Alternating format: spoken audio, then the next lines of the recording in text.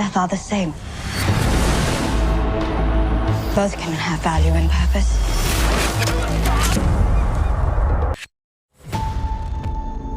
Hear me, my son. I alone will tell you the truth. Death is the only punishment here. This is not where we die. We should be corpses. But here we are.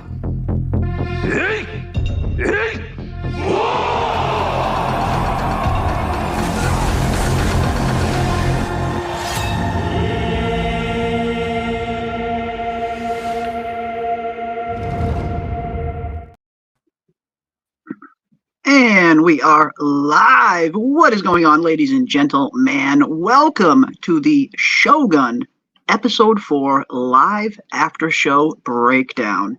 And I gotta say, this was definitely my favorite ending we have got to a episode of Shōgun this far. And it looks like from episode 5 on, the war is officially here, ladies and gentlemen, and things are about to get bloody. If this episode is any indication, very, very big amount of blood, I think, is going to be coming on the way.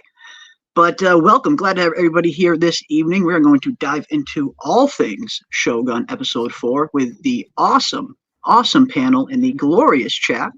And joining us this evening, we have Lord Ravener back. What is up, Ravener? How's it going, my friend? And how are you digging Shōgun so far overall? Man, the gloves are off in this one. Yes! It had been a little talky, and very briefly before the show, people had mentioned, it was maybe that was one criticism. Maybe it was slow. I found it slow just because it's a lot of reading.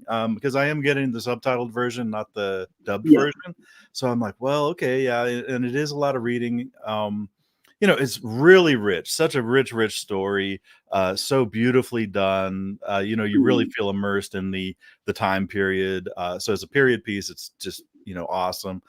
But yeah, I mean, there was a point of it, other than the occasional beheading and, this and that, and, the assassin attack was the last semi-action sequence. And actually, we didn't even get an action sequence here. We did get the gut punch at the end, though. It was like, oh, okay, well, here we go.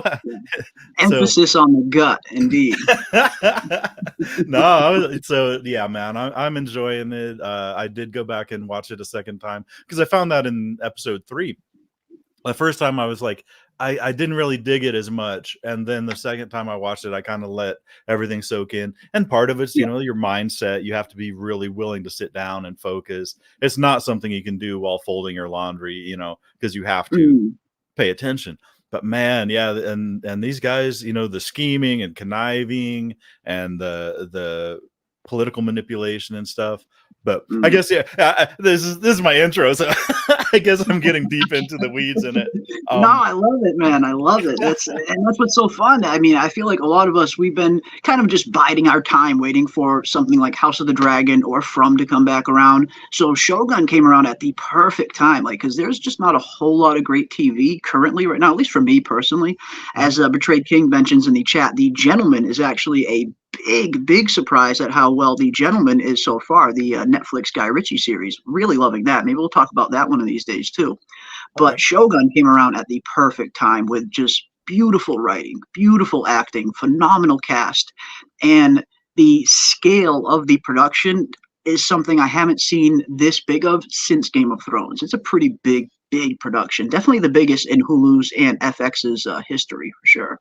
Right. So, and then the one thing that's scaring me, though, is what happens to all these big, beautiful productions, But the thing is, though, this one has a fixed limit. It's 10 episodes and out. So at least we know that. Because what gets us with stuff like, what was it, Marco Polo, with Rome, with Deadwood, with everything that we've ever loved, it's it's too expensive. It's too expensive. We can't do it anymore. I was like, no. But this one, at least we have a fixed, a fixed time limit. They're going to wrap everything up. They've gone in knowing it is 10 episodes, correct? Yes. 10 episode miniseries or series. Yep. Good, man. Honestly, I would just as soon know that going in and knowing that they are, then the onus is on the writers to wrap everything up neatly in those 10 episodes, get everything they need to say said, and everything they need done in those 10 episodes. And I'm perfectly, that sounds like a deal I could make. I'm willing to take that bargain. Absolutely. I mean, yeah, because so many shows get canceled way, way before their time. But every once in a while, it's nice when something like this comes around where you, like you said, ahead of time going in. It's just one season, one miniseries covering the entire book. And it's going to be a proper, satisfying ending where we don't have to worry about, is it going to get a season 2? Because a lot of people are wondering, will Shōgun get a season 2, considering how popular it's becoming? But most likely it will not get a season 2. Now, of course, there are other James Clavell novels that they could adapt in the same series. I think there's 5 other novels, 6 in total, all set in different time periods in Asian history. So they could adapt more of his work. But in terms of seeing a season 2 of Shōgun with this cast and these characters, it's probably unlikely. But I am enjoying it while it is lasting. That is for sure. Yeah, I think I see, and I don't know. I mean, we all have access to the Tokugawa, like the Tokugawa Ieyasu. I know I'm going to slaughter the names a bit. Audience, please forgive me. Welcome to the club.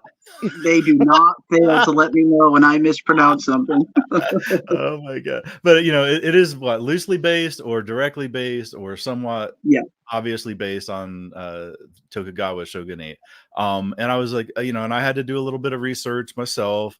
And I know there's always like you've seen in the comment section, there's always the well actually guys. Well, the well actually guys are well actuallying each other now too, and it's like, well, actually, it's not this word, it's this word. Okay, well, all right, man, whatever. I'm just watching this stuff.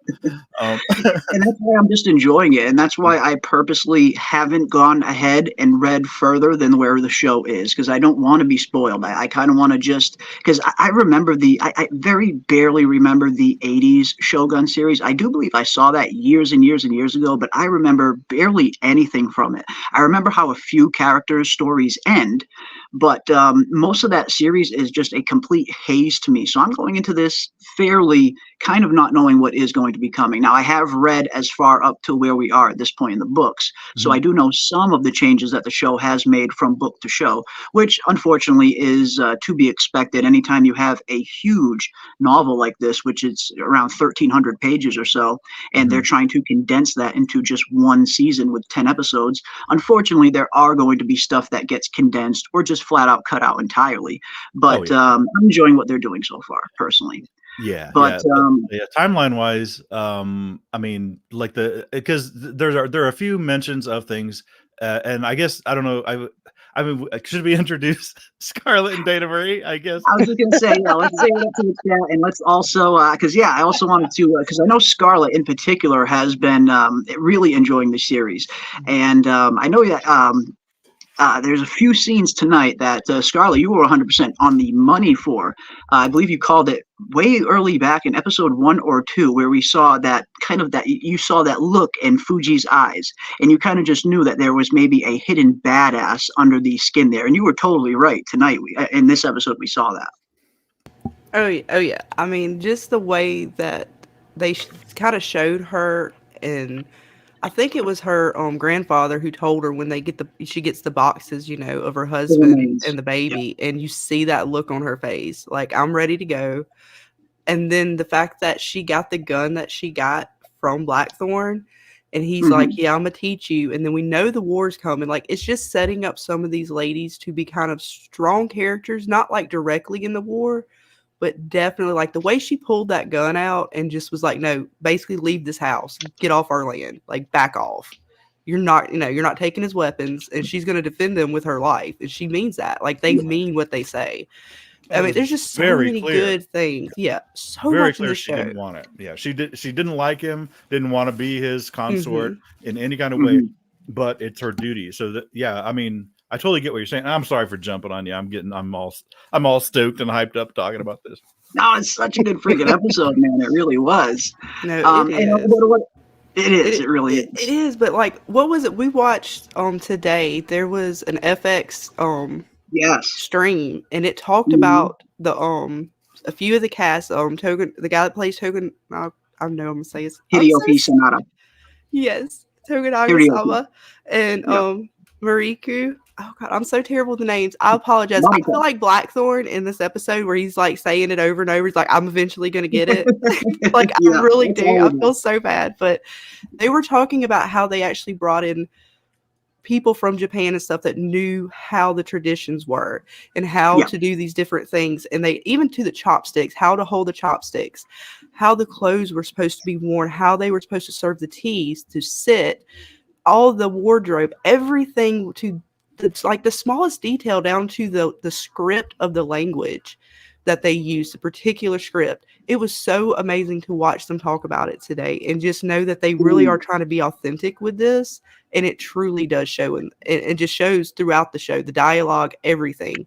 I mean, just the way they're playing it is so good. I don't think it's going to flop like other shows. I really don't. But I mean, just if you watched what we watched today, I don't think it's going to flop. Not when they're putting that much effort into it.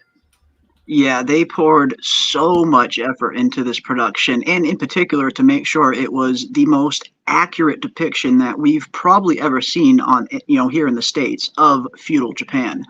And yeah, I love that they went the extra mile, hiring, experts in feudal Japan, experts in gestures of that time period. Every little thing from the way that they draw their sword to the way that they eat, and like you said, the way they hold their chopsticks, all of it is incredibly accurate and as close as they could get to that time period. So yeah, the production, I can't take anything away from this production. This is definitely Game of Thrones level production, which is one of the biggest productions I've ever seen in my life. But what about you, Dana? When you think about episode 4, is there, obviously I know that I think there's one scene that always sticks out to all of us in particular with episode 4, especially considering how it ends. But how are you liking Shōgun up until now? Oh, I'm loving it. This show is like a breath of fresh air, and just like Scarlett was saying, just the detail that has gone into and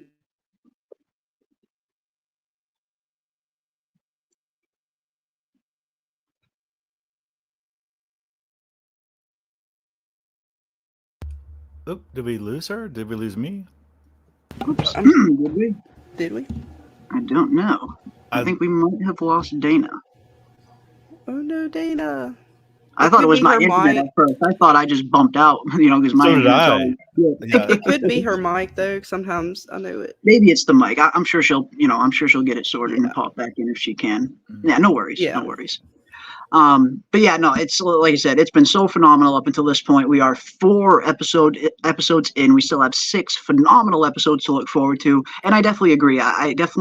I mean, just considering all of the care that they have seemed to put into this first 4 episodes, I get the feeling this is the kind of quality we can expect for the duration of the season. The writing's been great. The acting's been great. The dialogue has been phenomenal. I'm a big stickler for dialogue. I hate clunky and juvenile dialogue in shows. It can really take me out of it faster than almost anything else.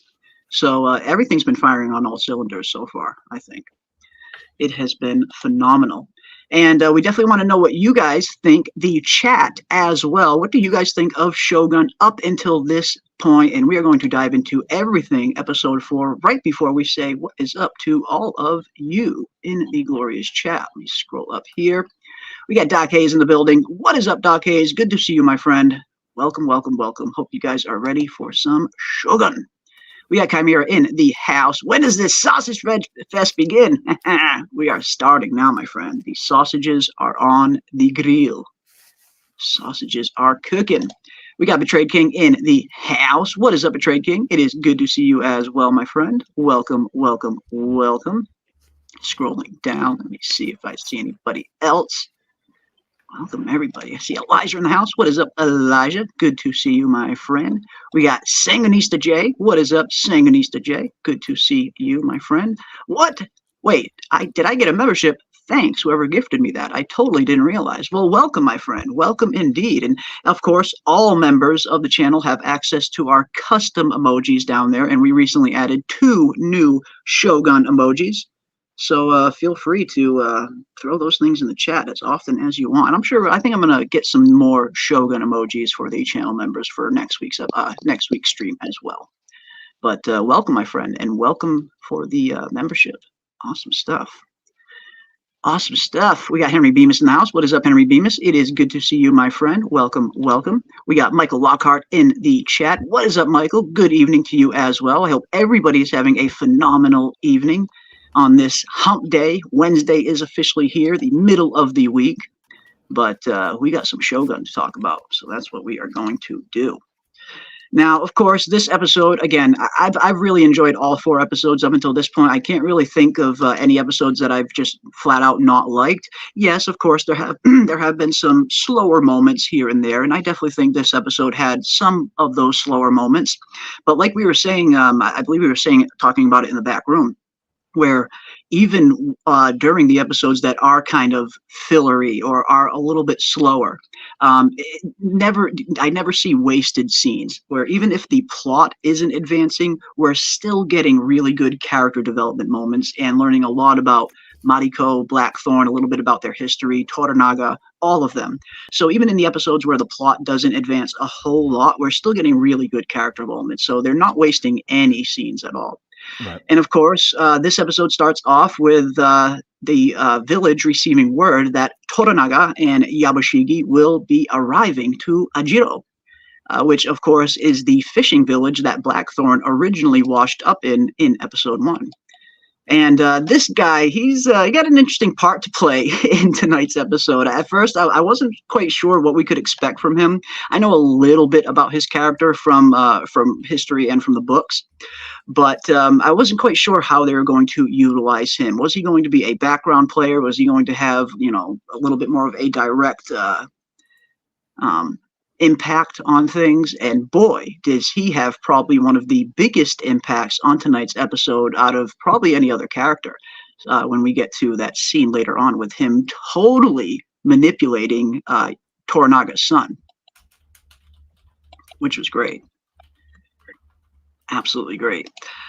But of course, we see Toranaga, Blackthorn, and Mariko arrive in Ajiro, but before that, we get this scene with Mariko informing Fuji that she is to become Blackthorn's consort, which of course is something that I'm sure she wants nothing to do with. And like I said, I mentioned this in my review, but you definitely feel a little bit for Fuji here in this scene in particular.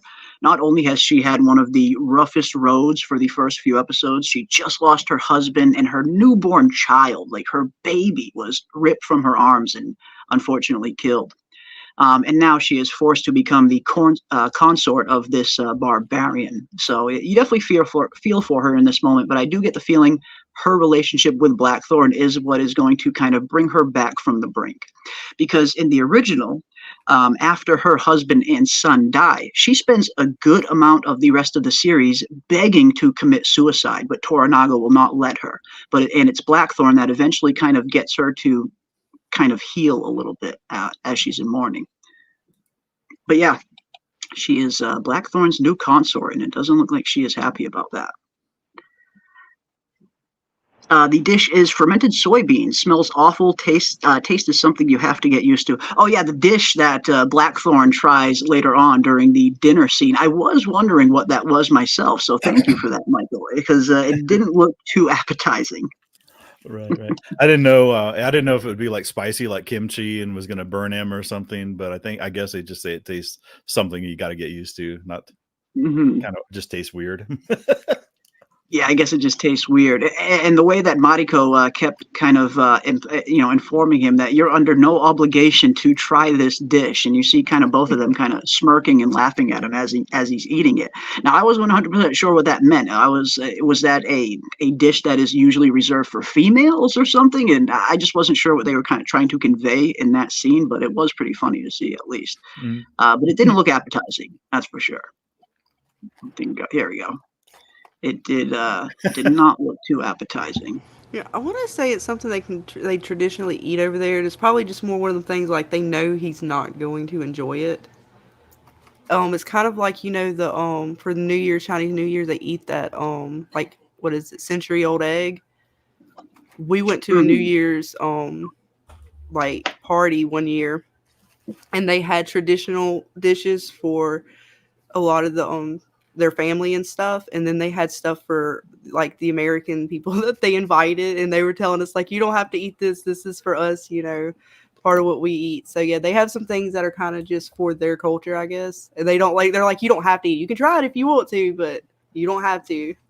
Yeah. One of those type deals.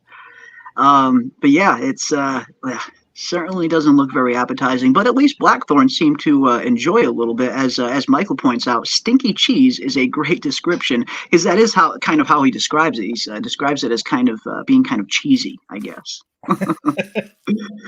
Definitely an acquired taste, says Doc Hayes. Indeed. But yeah, fermented soybeans smells awful. It's definitely something you have to get used to, I would imagine, for sure. Betrayed Queen has a question. I question Toranaga's judgment giving this consort arrangement, and Hiramatsu, his most trusted advisor, doing his best legwork.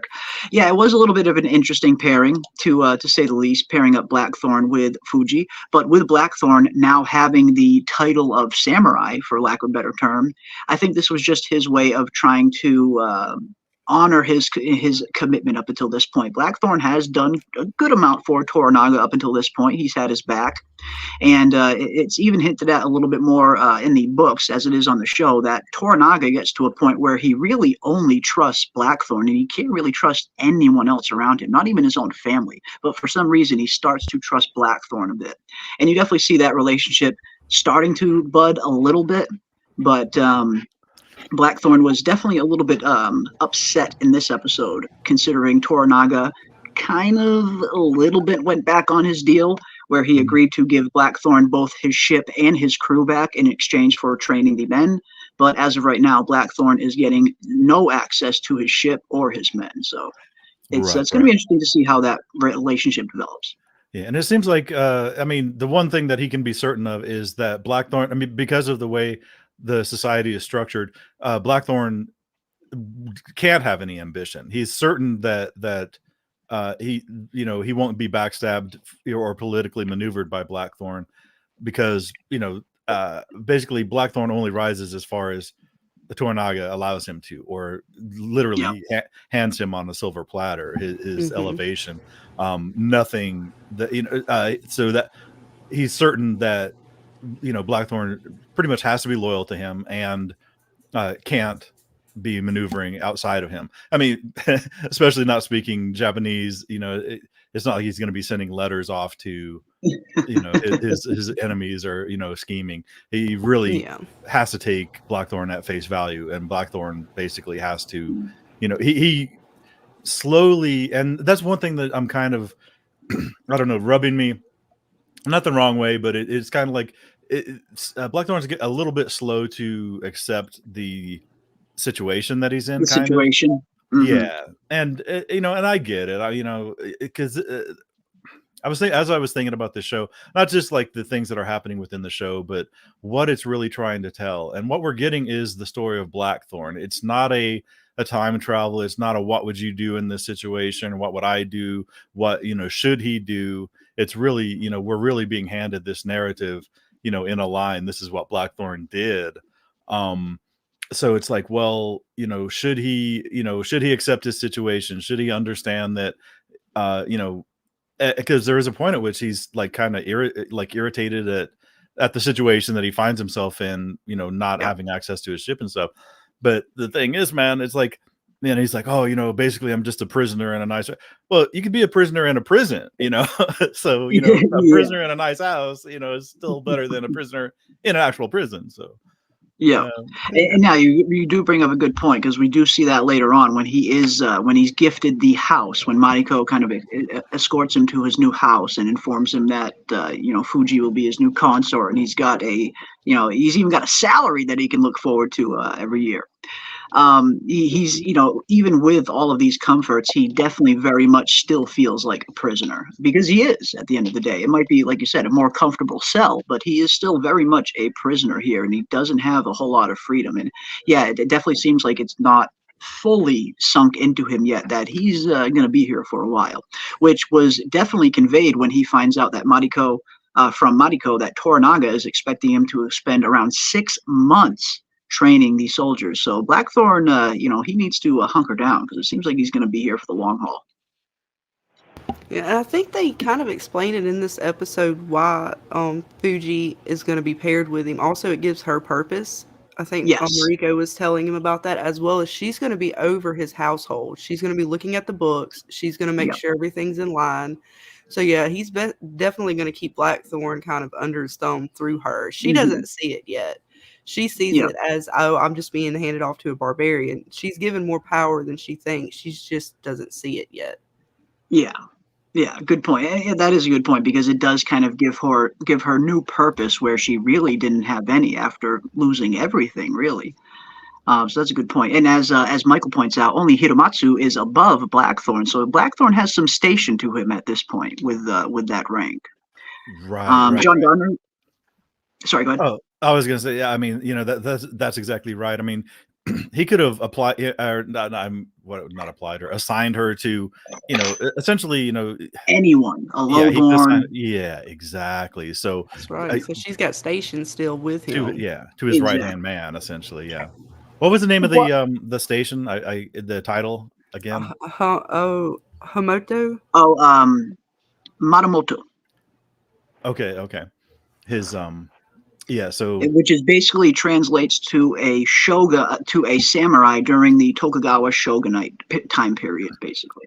okay. Well, there is a situation in the book. You said it's okay to talk about the book as long as it would have happened already by this point. Yeah, anything up until here, anything that the book has changed, anything that the show has changed from the book up until here, we can definitely talk about. I'm trying not to spoil anything that comes ahead, but yeah, we can definitely talk about everything up until this point. So just because I've been talking to a few people who know a little bit about like the Shōgun books, and I've just been doing my own research, like kind of like Scarlet and Ravener, and I actually found out that there is a specific thing that happens that brings Fuji and Blackthorn a little bit closer. When he gets to the village, I don't remember who he said made the rule, but he was supposed to learn Japanese. And if he did not learn Japanese, they were going to kill the entire village if he did not learn Japanese in a certain amount of time. And when he does, and what he does, it shows Blackthorn in a different light to Fuji,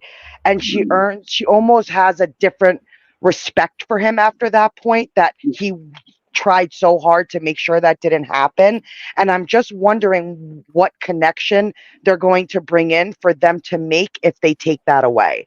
So it's still, Fuji's still a little like, I don't know if I want to be here. I don't want to do this. So I'm just wondering maybe what you guys think they could do in replace of that to make that connection between Fuji and Blackthorn a little stronger. Yeah. Well, they're already kind of doing it with when they give the weapons to each other, and him going to teach her how to use the gun and everything. Yeah, they're already kind of building on that. He's, and I think Mariko's going to help with that a lot. It's sort of that translator until they can kind of work it out. And then the fact that they allow, pillowing with others.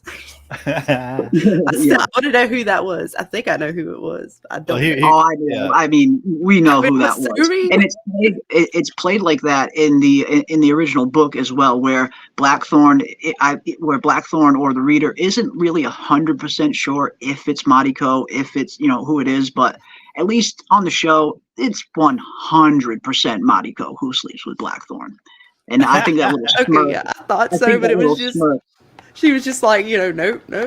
He's like, all right, very good, thoughtful. Yeah, I hope you enjoyed the courtesan. Yeah, I enjoyed the quote unquote courtesan, as it were. Yeah, he was like, I didn't think you were. It was funny. But no, Dana, yeah, you do bring up a good point, because I did see someone mention that very same thing. Yeah, where right around now in the books is when Yabushige gives that edict to Blackthorn that he has to learn Japanese, but which is something that we haven't seen on the show yet. Now, of course, they could potentially go on and end up doing that scene or a different iteration of that scene, maybe in the next episode, or maybe it's something that they just skipped over. And again, it's unfortunate that we only have 10 episodes to tell this sweeping epic story that is well over 1,300 pages long. So unfortunately, we're going to see some things condensed and some things flat out cut out. But what was the time limit? What was the time limit that he had to learn Japanese by? Or did they put a time limit on it? I don't know. I don't know the time limit. Okay. Maybe someone in the books will. I mean, maybe someone in the chat will know the exact time limit that he gives Blackthorn to learn Japanese. Oh, okay. 6 months. 6 months. Yeah. So okay. So the All right. the Yeah, duration time of it his was gonna training, take him, yeah. the duration of the 6 training months. of the regiment is also the time he has to know Japanese Exactly. by By the time apparently you're to. done training these soldiers, you need to speak fluent Japanese too. So I tell you though, man, I don't think it's. I mean, it's hardly impossible, especially in a full immersion environment. You know, like if he has a dedicated tutor in Mariko, and he's in Japanese is 100%. complicated. Yeah, he's in 100% immersion. So that's all he's going to be hearing from the time he wakes up to the time, other than the English that Mariko and Blackthorn are speaking is essentially the Portuguese. That's their common Yes. language. It's not English. Yes. I think We're hearing it as Yes. English, but every time we hear Mariko and Blackthorn speaking English, we hear it as English, but they're actually speaking Portuguese to each other. Yeah. Okay. And I think wish they they did would've that in conveyed Vikings that. too. Like, Well, they right did it in in Warrior. Vikings, They did that we in heard Warrior English. too. Well, the way they conveyed it in Warrior was really, really clever. And Warrior is another phenomenal series. But the way they did it in Warriors is really good because every scene is in English. We hear all of the characters speaking English. But every once in a while, right before they start speaking English, you'll hear the first line or two will be in Cantonese. So so the audience gets a better understanding that even though we hear them speaking English, they're actually speaking Cantonese to each other. And I think the show is trying to do something similar here. They're just not quite conveying it as well as they could have, but I get what they were going for, at least. And I think they're also still trying to show Blackthorn learning the language because when he's on the field showing the cannons, he asks for like the word to tell him back up, and so they kind of give him that word. I think Mariko gives him still a few other words, so it's almost like they're trying to quickly give him the language, but without having to show every little like lesson of it, but just giving it to us as he's kind of going through the episodes. Right, when he was telling the rowers to row faster, Mhm. and he had the word wrong a little bit. Yeah. Okay. So they're kind of correcting him as he He's slowly goes without learning. having to show like, a full-on teaching of it, I think. Yeah. John Garner says, I took Japanese history while I was in the Army, and Shogun does a good job at representing how things were, especially the social norms. And yeah, again, it's just the accuracy, the attention to detail that they really poured into this production. It's great. It really is good. King Scotto says, think I'll start watching it soon, but I think King Scotto was referring to Warriors, which again is another really good show. Definitely check that one out if you haven't already. I know they touched on it in the show for a bit about Toranaga's escape from Ajiro and Yabu's men. The book had a whole tense scene with Toranaga and the army and how Yabu doesn't realize his plan. And I know another change that we get here in this right around this time period as well from the book to show, and which is something they probably would have conveyed in episode 3. It was when it probably would have taken place, where we see a little bit of a role reversal in terms of who is thinking that Japan needs a navy to become a powerhouse. Now, apparently in the book, it's a little bit different, whereas Toranaga is the one who quickly realizes that Japan will not be a powerful nation on par with some of the other powerful nations in the world until they have a navy of their own. And it's the blockade scene in the books that convinces Toranaga of that. But here in the show, they're doing it a little bit different, where they're presenting Blackthorn, where Blackthorn is presenting the idea to Mariko that until you have a navy, you're not going to be a real player. So small changes like that we're starting to see here and there. But yeah, up until now, I am loving it. Plus, you can't go wrong with Scorpion as the leader. That's right. I haven't read the book, but I'm really enjoying the Yabushiki character and the guy playing him. Absolutely, he's been one of my favorite characters up until this point. I'm a huge fan of Tatenobu Asano anyway. He was good in the MCU, but he's really good in The Outsider, a movie that came out a few years ago on Netflix, set just after World War II in Japan. Japan. It's a Yakuza movie, basically, where an outsider kind of works his way into becoming a trusted member of the Yakuza. If you like Shogun, you'll probably enjoy The Outsiders as well. It's a pretty decent movie. But yeah, I'm a fan of his. He has been absolutely killing it as Yabushige. He's got such a flamboyance to him, and his lines are delivered so clear and concisely and very fluent. Everything about him, he's just got that kind of swag to him, and I've really been enjoying his character up until this point. He's been one of the best actors on the series, I would say, for sure. Yeah, I liked him in this episode because he's really like, man, what do I do? Like, this barbarian's come in and got this high title now, and then he's like, oh crap, he's like, swords. oh, he's wearing swords now. Yep. Yeah, I liked this episode with him. Yeah, he's definitely getting stuck between a rock and a very hard place where, and he's kind of been there since the beginning of the season, where he's kind of stuck in between these two feudal lords warring between Toranaga and Ashido. Whereas on one hand, he is Toranaga's bannerman, and he is supposed to be loyal to Toranaga, but obviously he feels like Toranaga is on the losing end of this war, and you can tell he's obviously a little bit more loyal to Ashido. But yeah, you can definitely feel the noose is starting to tighten a little bit around Yabushige's neck as his options become worse and worse. But the performance has been great. Sorry, was it just me? But when they were sailing back and they were still on the ship at the beginning of the episode, did he seem too happy that Toranaga was gonna have to possibly, like, commit the family suicide? That I can't repeat the word because I can't say it properly. Commit seppuku. Yeah, seppuku. Seppuku. Seppuku. Yeah, seppuku. Yeah, it's like seppuku or seppuku. He's super pumped. Yeah, he's like, excuse me, I thought it would be proper that you would commit seppuku immediately. Terrible. Yeah, it's awful. Yeah. Well, I guess too bad, bro. I guess that's your only choice is to.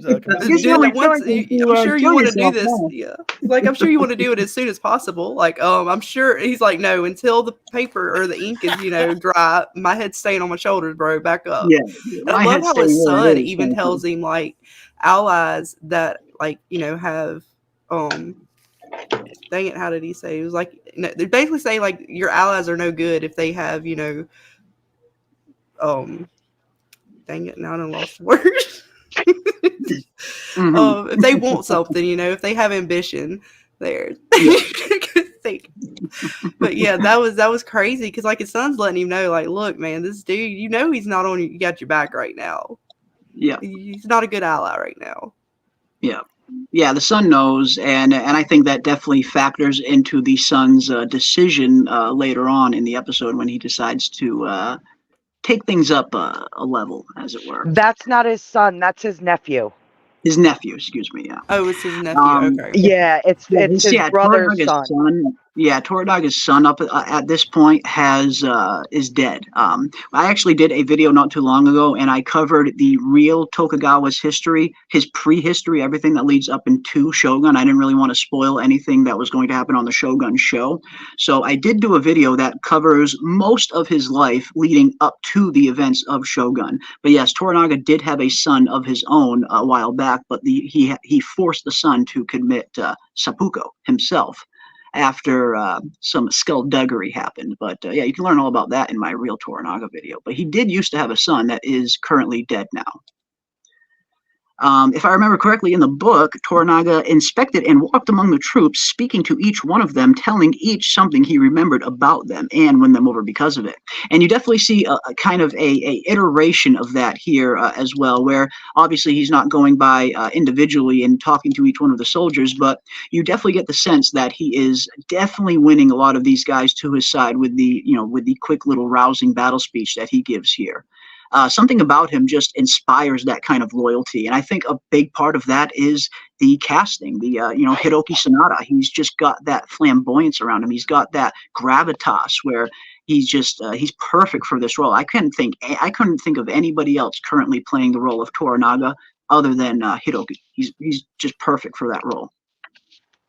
Good stuff, man. He's been killing it. TV is better than movies these days. It really is, my friend. I 100% agree with you. We get some good movies once in a great while, but it's few and far between these days. But the TV has been just phenomenal lately. I feel like we definitely have much better TV these days than we do movies. but that's just my opinion. That is just my opinion. Damn, I didn't want to discuss that in the stream in case they rearrange the order of events. I guess LOL cat's out of the bag. Yeah, which is a good point. The whole scene where Yabashigi forces Blackthorn to learn Japanese.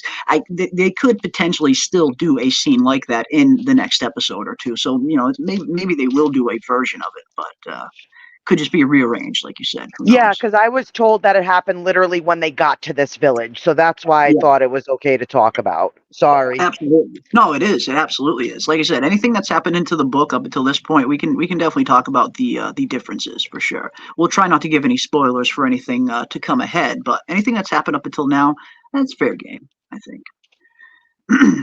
I think that is fair game. And yeah, Fuji is Hiromatsu's granddaughter, meaning extremely highborn. Exactly. She's a very highborn consort for Blackthorn. It's been about 30 years since I read the book. I think I'm due for a reread. Absolutely, my friend. Now is a good a time as any. Original series, 1980, was told in 12 hours. This series has roughly 10 hours of footage. Yeah, and that's the thing. I would love to see this get 13 or even 15 episodes to properly tell the story, but more and more and more often these days we are seeing that 10 episode format be followed, or even fewer.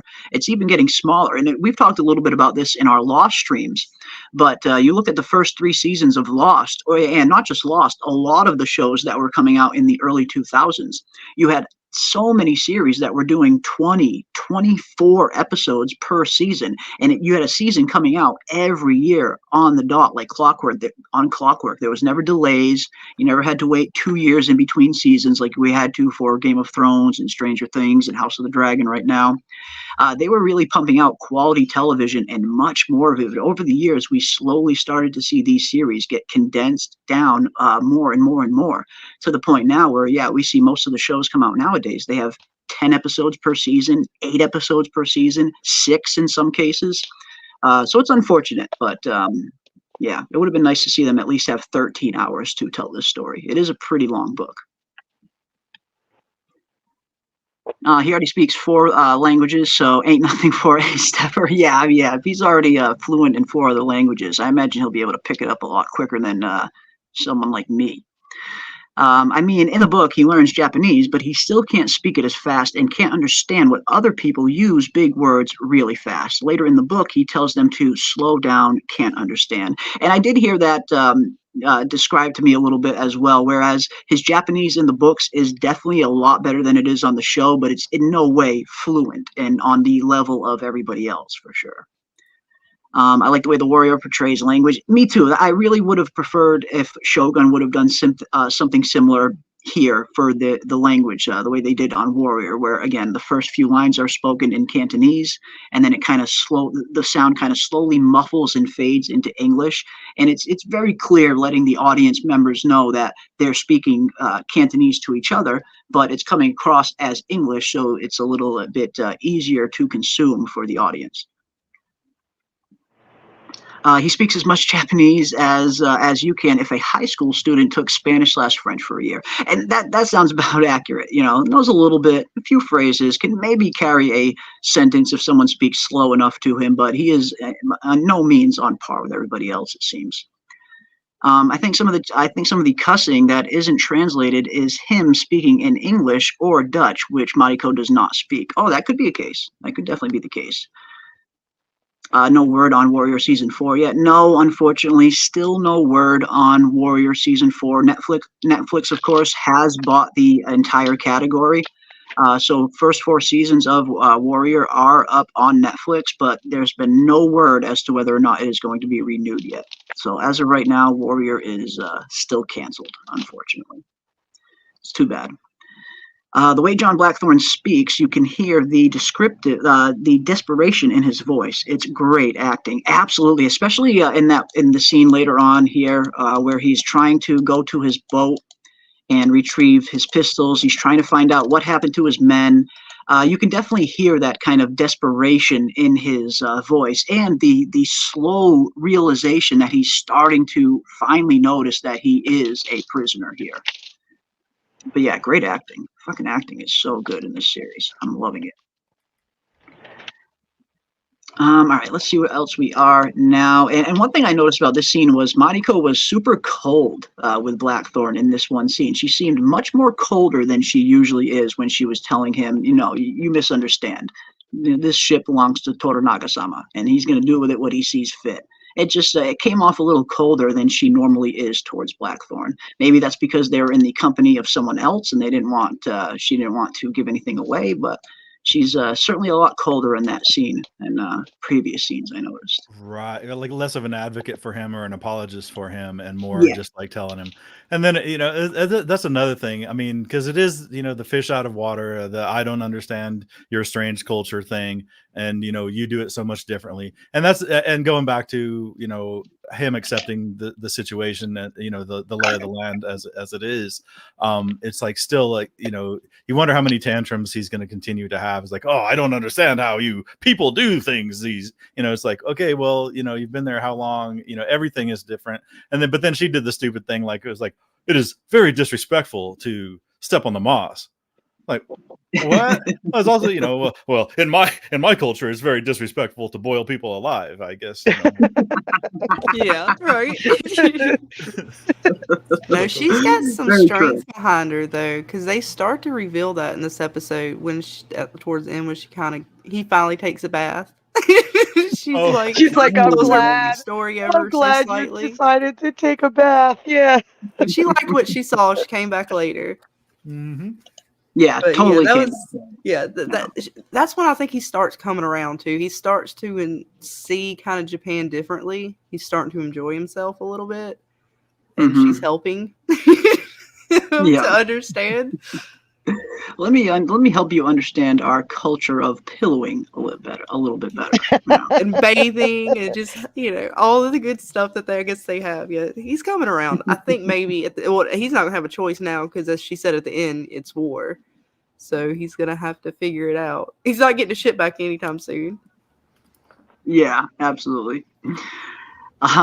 In the book, Mariko, in her mind, is pitying Blackthorn for not understanding the master plan for Toranaga to escape. Before Yabu realizes the value of taking Toranaga's head, there are giftings to Ashido. Okay. Interesting. Want a Japanese face to play a regal personality. Get that guy. Yeah, he's great. I mean, Hideyogi is freaking perfect. The guy is just great in this role. He's great in just about everything he's in, but I think this is going to be the role that he will most likely be most remembered for when you look back in his career. He's got so many iconic roles that he's played, but I do get the feeling that he will probably be most known for this depiction of Toranaga after his career is all said and done. But just a guess. I think this might be his magnum opus. The two best Japanese actors of their time each play Toranaga. Yeah, very good point. Yeah, very good point. The original Toranaga was huge, absolutely huge. I just realized that Toshiro Mifune played Toranaga in the original Shogun. Sanada is a good replacement. Yeah, if you're going to have someone try to fill the shoes of someone as iconic as he was, who was just one of the biggest actors in Japan at that time, and here in the States was well known as well. I think, yeah, Sanada is a really good replacement to kind of take on that role of Toranaga, and he's doing great so far. He is doing great so far. Thoughts on the choices to condense all of Toranaga's sons into one character in the show? There are at least 3 prominent Toranaga sons in the book. There are more than 3, of course. Too much for casuals? Maybe that's it. Maybe they just wanted to, kind of condense it down into one son. And I do believe that one character that's not that isn't his nephew. That is his son. But maybe they just wanted to condense it down a little bit and make things a little easier for people who haven't read the books to kind of consume. Because I get the feeling when they were filming this show, they had to probably realize that a good majority of the people that were going to be watching this probably aren't familiar with the books. So yeah, I have a feeling they probably kept that in mind when condensing a few of these things down. At least, I mean, that's a good a guess as any, I guess. Yeah, especially when, I mean, unless they all have specific things that they did, like a composite character, compositing some minor characters, especially when they know that they're going to have, because that's one thing I had jotted down in my notes, is there are a lot of characters in this, a lot of things, a lot of moving parts, a lot of people with their own motivations and stuff, and they own, again, I would I would watch this, 20 hours per episode, essentially. But some, there is a limit to how much, and we ran into this with From.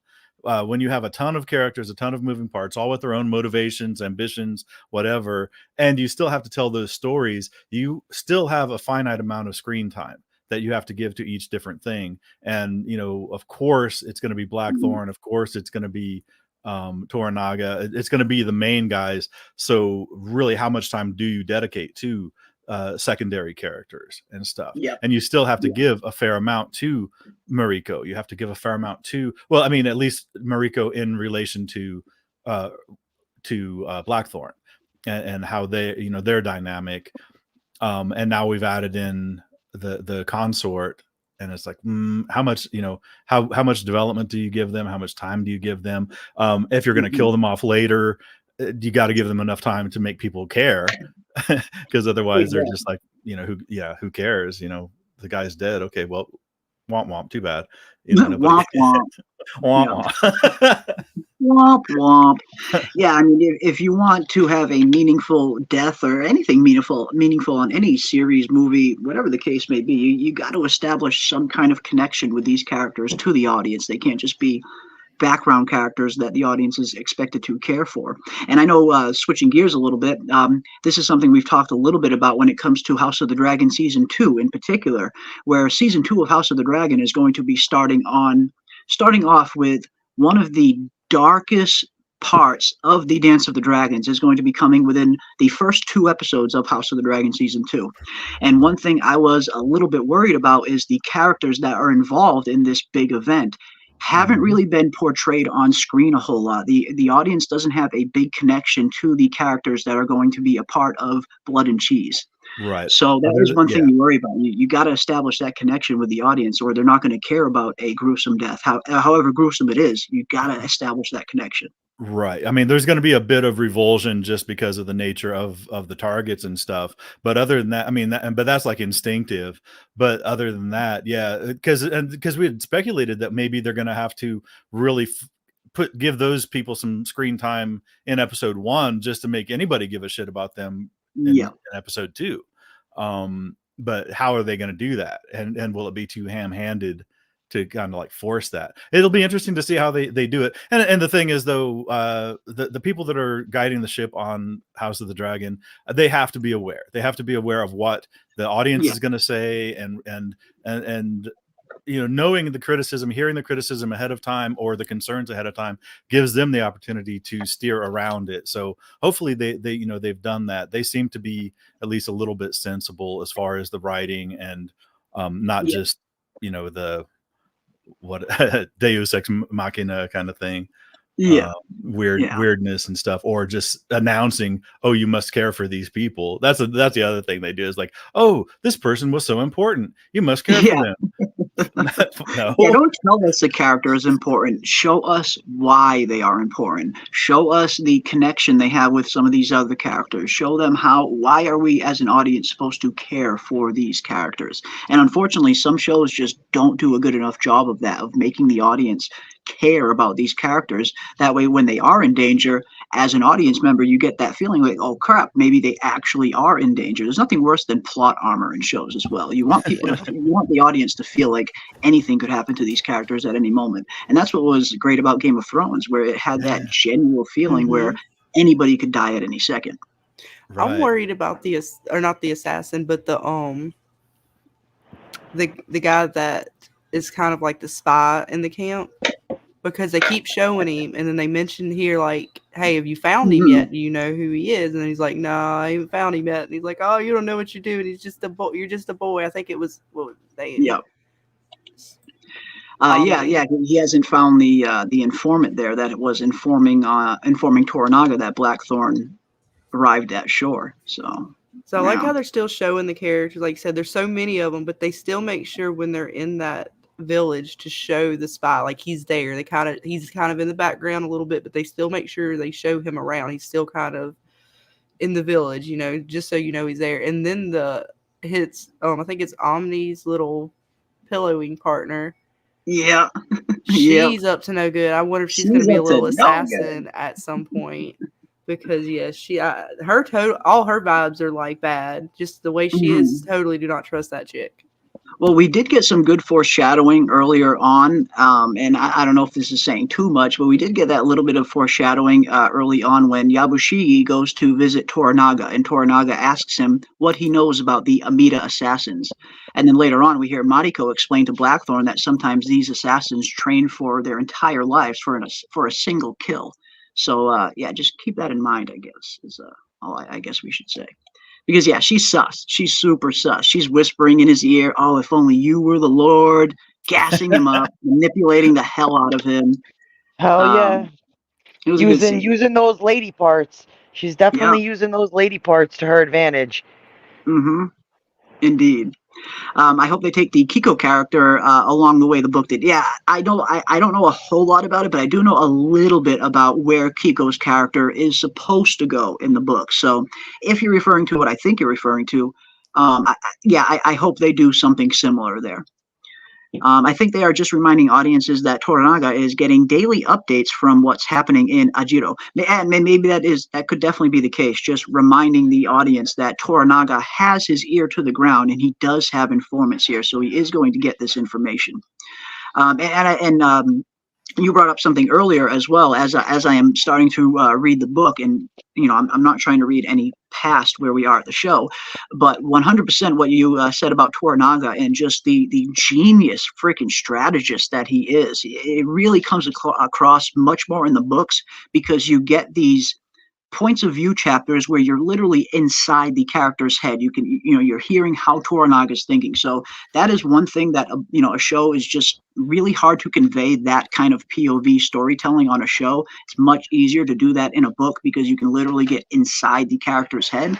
But yeah, Toranaga is a master strategist, and Blackthorn isn't half bad as well. And we do see a really good example of Blackthorn showing another ability to adapt on the fly, and really kind of adapt with his surroundings later on when it comes to the training regimen. But yeah, the chick is sus still. Absolutely, it's still sus. And a lot of a lot of the stuff that we're dealing with Toranaga, again, it's a kind of an echo or an analog to what happened with Tokugawa. Even like not stuff that we've been shown, but stuff we've been mentioned. Like earlier episodes, they'd mentioned that he had been a hostage, to different clans and stuff. And the same thing had happened with like Sin as a child to live with other lords as surety for that his father's good behavior, or loyalty, and that was done in the West, that's done in the East, that's done everywhere. If you take the kid, raise him up, treat him well, raise him up, educate them, everything, but you have their son in your household to guarantee that his father in the castle next door is going to behave. He said he's loyal, but that's the guarantee of loyalty. And we see that, we see that, but, and the other side of that is, as a child, you learn, he's going to ask, why am I not living with my father? Why am I not at my home? He's going to see all these machinations and the plotting and all this other stuff. And as much as, Bushi had like all these people that are committing suicide for failing their leader, that loyalty unto and beyond death kind of thing. A lot of these generals, a lot of these battles were determined by betrayal, by people switching sides at the last minute, or people pledging loyalty and betraying somebody. And I think Tokugawa did the same, the same thing. You buddy up to somebody, declare an alliance, go to war with somebody, and then whenever it's expedient, you change sides. And all that stuff about loyalty and killing yourself if you so much as slightly dishonor, that goes out the window when winning a war is that's a good point. That's a very good point.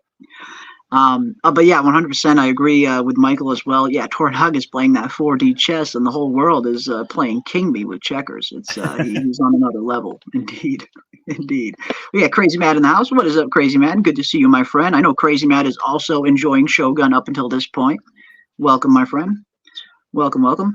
Thoughts on how they handled Mariko's explaining her heritage to Blackthorn in the show? They will for sure go into detail with it, but like the way they did in this specific episode, yeah, I did enjoy it, and I do have some stills for that. I guess we can go to that and talk a little bit about that right now because that is a pretty Yeah. interesting scene.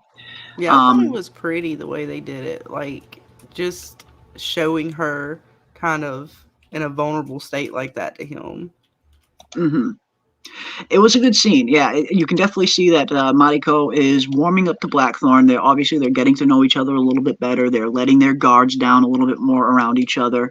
And here we get a quick little flash, and I have to assume that this is a quick flashback to Mariko's father, which unfortunately I won't spoil here, but I do think I agree 100% that they will go much more in depth with what really happened to Mariko in her past, and just the scars that she has carried from that day forward. She lost everything, and I have a feeling they will probably show the entire event in a flashback in one of these upcoming episodes. But yeah, Mariko, she loses absolutely everything, and that is kind of in turn what leads her to becoming a Christian, leads her into the arms of the church, trying to seek solace for this tragedy that befell her years prior, where she really just loses everything. But I won't say exactly what that is because it is a pretty big reveal when it does happen. Well, you know that from the very first episode, because when she tries to like get Fuji to kind of step away from wanting to, when she had the knife up to her throat, and she's like, I know you feel the pull of death. Yes. I have felt it too. I know what you're feeling. Like, but we have Yeah. to kind of rise above it. So you know that there's something that she went through. To make a comparison like that to her getting ready to lose her baby. Mm-hmm. Yeah, she's and you can just see it in Mariko's face, especially here in the scene. She's still carrying that with her all of these years later. That tragedy that befell her and her family all those years ago. It's something she still deals with today. So yeah, it's a good callback. I love how Blackthorn kind of talks back to her and lets her know, like, you don't have to right now tell me that. Like, I don't Yeah. see a broken woman. I see a whole woman. Just like you say, your houses are built I to love fall the just as mouse. fast as they are to Yes. be built back up. When I'm here, I don't see the rubble. I see a house. So I I like love how great I that loved scene. it. metaphor. Yeah, That it was was so such a beautifully good done. metaphor. Mm. And again, it's just a really good testament to the phenomenal writing, both in the book and on the show. Some of these scenes are so elegantly worded, where you get just really good dialogue. And again, like I said, I've always been a huge freaking stickler for dialogue because I see bad dialogue ruin good shows all the time. With too much exposition, clunky dialogue. It can really, I mean, maybe it's just a nitpick on my part, but I really have been enjoying the dialogue up until this point and their choice of how they're phrasing things. Yeah, that But was a yeah, that good was catch. such a good metaphor. Great Yeah, metaphor. yeah, I enjoyed it immensely. That was a good catch, Scarlett, for sure. And the thing is, this is one of the few. This is almost like, because I'm not liking. I mean, not hating, but I'm just like Blackthorn. I don't know, and I noticed somebody in the comments on the video. I think your today's video, where they were like, he has one expression on his face.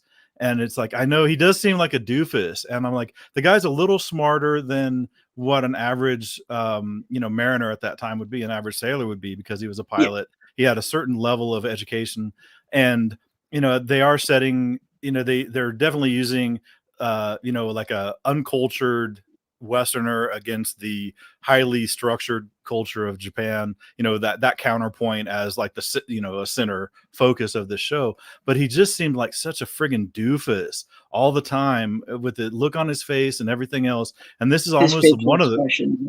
yeah, he always has that, like, just like, huh? That look. But Yeah. finally, it's almost like when somebody who's really not very bright, but then finally they say something profound, and The it's like, light kind of what goes the fuck? on. There's something in this. There's something in this person. Wow. Okay. Yeah. That's what I got with Blackthorn this time. And I don't know Yeah. if I'm just not picking up on it, or maybe there was more of that in the book, where he was just like super good at some things and just really bad at socializing or something.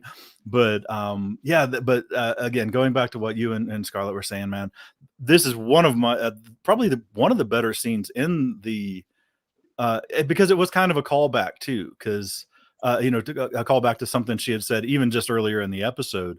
But it's like, okay, so this guy actually did listen to her. He actually did assimilate the knowledge that she had given him and used it to turn it around to kind of, you know, he is trying in a lot of ways when he pushes back and it's like, oh, this culture is so different than mine, and you guys are so different. At least he's trying to assimilate and trying to be a human being, at least to her, you know, understanding her as she isn't just scene dressing for him. At least, Yeah. you know, she's an actual character, a person with feelings, and not just solely to react to what he does. Finally, she is actually, now he's reacting to her and trying to make her feel better. So it's like, oh, okay, wow, okay. And I think, but I think it can build. I think it will build. I mean, if they continue to build on that relationship, which I think, of course, they have to, you know, it's going to be great. I think it's going to improve the show immensely. I think so. Absolutely. And they kind of did that in one of the earlier episodes where she talks about the pillowing and she talks about it in a very poetic way. And he's like, no, I understand the metaphor. I just have never heard someone say it so poetically before. So it's almost like they're playing more of him, not so much, to me, it's not so much stupid or dumb. It's just like they're really trying to play that difference in culture and how I guess the Westerners are more blunt about the things they say, whereas, you know, the Japanese are more poetic. They're more, I don't know, a little more elegant in their phrasing of things. Yeah, definitely. And I guess it makes him come off more dim-witted, but no, he is a lot smarter than he's come off, because he does listen. And even when she tells him in this episode about the Eightfold fence and how to listen without hearing, you know, you can kind of, that's how they get through things, right? That's why they're not really listening. They're listening to everything else around them in a way. Like the way she talks about that was so beautiful. Like I like those scenes. Those scenes to me are just as much fun as the scene at the end with the cannon fire. Nice. Yeah, they are good scenes, and they're really good character developing scenes where you're seeing these characters' layers peeled back a little bit more. You're learning a little bit more about them. And even with Blackthorn and Fuji's case in particular, where Mariko eventually informs Blackthorn that she just lost her husband and child. So Blackthorn starts to get that extra, you know, it adds that extra layer of sympathy between Blackthorn and Fukio's character. And again, this scene right here was definitely one of the best scenes of the episode. I definitely enjoyed the scene, and it definitely made her look pretty badass for sure. Whereas, we have this standoff between Omi and Blackthorn. Blackthorn does not want to give up his guns. He went through hell to try to get these guns back. He's been trying to get these freaking guns back for a while now. He's not about to give them up now that he's got his hands on them. But she, completely just comes in and diffuses the situation with just nothing but calm and cleverness. And I love the point where Blackthorn eventually does kind of concede and he gives her the guns. Omi is still expecting her to kind of hand the guns over to him. And she's like, be on your way, fool. You are not getting these guns. Beat it. It's good. I'm glad they're fleshing her character out a little bit more. Right. And I loved that he didn't even, they didn't give him the last word. They didn't have him say a threat or a veiled threat or he just bowed and fucking split. It was like, wow, okay. And so it was nice. I appreciated that in his character, and of course loved what she did. And this was her accepting her role. I mean, she did it reluctantly, very reluctantly, and against her strongest objection. And then but this is her embracing, if not embracing, she's accepting it fully, every aspect of that role. Yeah. And that's something I think that's something Blackthorn can kind of learn from her as well, where he can, eventually start to get to that point where he is going to have to accept his own position as well. So yeah, I get the feeling Blackthorn and her, they're going to learn a lot from each other. I get the feeling, these two characters. So I'm looking forward to seeing where this goes with Blackthorn and Fujio. Great character, great acting, just phenomenal scene. phenomenal scene. And you can see Blackthorn totally is starting to Yeah. realize, like, okay, I she's a love little that bit of a face. badass. He's like laughing, like, I like this. Yeah. Yeah, well done. Very well done. I believe that's what he says. Yeah. Yep. Good scene. Such a good freaking scene. I forgot the guy's name. But in the book, Blackthorn goes in depth about his childhood and his mentor that really drilled into him the importance of knowledge, etc. That's how he can adapt. And that's one thing we see really well in this next scene here. We see Blackthorn's just incredible ability to adapt on his feet and really kind of overcome a lot of the situations that he finds himself in. We see it, in episode 3 as well, where at first he's going to be left behind in Osaka. Toranaga makes the deal for the black ship to break the blockade, but unfortunately, Blackthorn has to be left behind. But he says, screw this. And one thing I really love about Blackthorn is he is just not going to give up. He is not going to die here. The determination that Blackthorn shows in a lot of these scenes, and his just willingness to survive, and his refusal to just, lay down and die here in this foreign land, which so many people probably would have in his shoes. You're in this foreign, strange land. You have absolutely no power. That in and of itself is more than enough to make a lot of people just give up. But I really like his determination and his willingness to adapt and his ability to adapt. Where here, Yabushige and company is expecting Blackthorn to start teaching him some military tactics, ground tactics in particular. But of course, with Blackthorn being a sea pilot, his knowledge on ground warfare is rather limited. So I love how he kind of turns this to his advantage and starts teaching them a little bit about not only naval combat and the accuracy of the cannons, but how naval combat could actually help forces on the ground, as he gives that really good example of if they were trying to breach a castle, how important the cannons could be in a situation like that. Even if they were still on the boat and parked in the harbor, he can still, they have pretty good range. And we also see a really interesting difference in the technological advances between Japan and where Blackthorn comes from.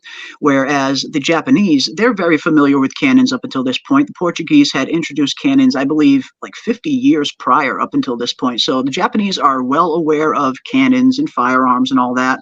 But I guess they weren't quite aware of just how accurate they could be, because one of the first things that Yabushige and his men state is, cannons are notoriously inaccurate. And here we see just, something as simple as mathematics and trajectory being applied to, really make these cannons as accurate as possible. So you really start to see the difference in the technological advances from Blackthorn and the Japanese, where it's just two totally different cultures coming together here.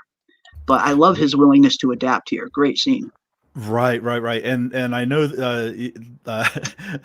like Dana and Scarlett had asked prior to the show, I'm majored in history, especially military history. And my favorite thing is, I really relate evolution of warfare as evolution of metallurgy. And the question was, this why? is your ballpark. Yeah. And the thing is, I love, I appreciate it. And I love that. Except I don't fucking know. In this case, I don't know. What I'm getting from this, what I've seen from this is, I think it really is just 50 years of evolution. The real Tokugawa was born in 1543, the same year that the Portuguese landed in Japan.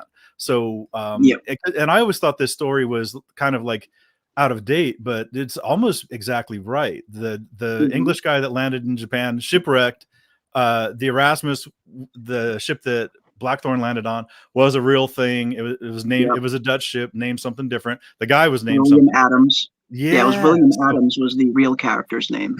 But yeah, really at that point, and even like the siege that Blackthorn started explaining to whoever the boss was it Toranaga? I can't remember who, when he was talking about the siege of Malta, and then she's like, he's talking to Yabushige. Yeah, I mean, even at that point, they were still using stone in the cannon rather than cast metal. By this time, they did, but I think essentially what they had learned in that 50 years is the longer the cannon, the longer the range, And I think that's pretty much what we got. And using cast iron shot on a flat trajectory tend to make it skip, and so you could take down rows of men. But I do think it, like, at least in terms of this, they might have just been, like the other Japanese that had Western weapons, Western cannon, Portuguese cannon, and the other side of it is, and I think they kind of obliquely reference this about Macau, by not knowing about the Japanese mercenaries working in Macau for the Portuguese. The Portuguese might have provided some weapons to Japan, but they weren't getting the state of the art. They weren't training them with them either too well. Yeah, and they were always reserving the state of the art weapons for themselves.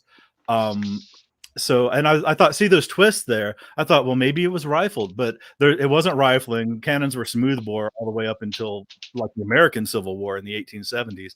So that wasn't it. It was really just a matter of better metallurgy, better weapon, better and longer. The longer the weapon, the longer the range, that kind of stuff. The heavier the shot, that kind of proper stuff. Mathematics and trajectories and all that. It was cool because I guess in the book, he had 300 rounds of chain shot. That's what I was going to ask, because I know you played the Civil War game or whatever, and you had the different cannon fire on the ships. So I was curious of what cannon fire they had, because what they kind of show here compared to what it seemed like later was different. But I could be wrong. It just appeared that way. Yeah. Because you do see in some cases, like you said, you'll see that chain shot where it's kind of two cannonballs chained together. There's different kinds of cannonballs that they use as practice cannons to get the range and accuracy down. But yeah, later on at the end of the episode, these fucking things do so much damage. It's insane. And that screenshot, that freeze frame, because I mean, like, if you're a canon dork or a history weapons dork, you've probably already seen this on History Channel a million times. But this is exactly for what to show what happens. Even shipboard. You weren't worried about getting hit by a cannon on a ship. You were worried about that cannonball going through 18 inches of wood plank and splinters flying all over the place, because you get a foot-long splinter in your leg, right in the neck, or in the neck. Yeah, shrapnel. Really? Yeah. If you're lucky, you die immediately. If you're unlucky, you die of painfully and slowly of infection. And this is exactly it. Boat just decides to go down. Yeah, take all the sails out. Dude, I loved watching you play that game. That's why when I watched this, that's exactly what I thought of. And I'm like, I gotta talk to Razor. It was though, man. And that final scene, the very same. It shows the devastation. And it did appear, I didn't necessarily see the chain. You might have been able to pick it up in the freeze frames and stuff. I didn't know. I tried to. I couldn't see. You can't actually see the cannonball. I watched it 25 times. You can hear the whistle though. It makes a distinct sound. Yeah. It's like a and I was like, holy shit. Like, that shit blew my mind. I literally tried to pause it. Like, but I guess if you do watch it, you kind of see the line has how it takes out the soldiers or whatever. It kind of wraps around them and encases them. So that does make sense that it would be like the chain one, because it wraps around them and then it cuts them in half, right? So that would be the chain cutting them in half. The two balls go around and then it cuts them. So that would make sense. It just looked really devastating. But I guess at that rate of fire, if it did group up like that, oh god, the accuracy though. Yes. Right. And that's, I have to assume that's, they were using accuracy measurements from previous decades, and they hadn't seen anything like that. If the Erasmus was a newer ship, if the 5 ships that the Dutch had sent were pirates in addition to being trading ships, or did they explicitly say they were pirates? I guess in his logs he essentially was a pirate, right? Or pirateers on the show. He's a private / pirate / privateer, but in the book and in real history it's a little bit different, where they were kind of just trying to establish trade with Japan. Okay, but I mean, so assuming that he would have had, if not state of the art, at least somewhat more current technology, and we've seen that through the course of years and years. because what's his name? Tokugawa's shogunate didn't start till 16. This guy arrives in 1600. I'm assuming that it's all wrapped up by 1603, right? And then he dies in 13 or 1616. So from the start of the war to his death is 13 years for Tokugawa, at least. I don't know about Toranaga in the book, and that's going all the way back to will there be a sequel? I don't know if they wrap it up with a bow like everybody, and Tokugawa wins, everybody, or Toranaga wins, and everybody lived happily ever after. Because the Tokugawa shogunate lasted till like the 1860s, like 1863. 1868, yeah, it lasted all the way up until 1868, which is all commonly referred to as the Edo period.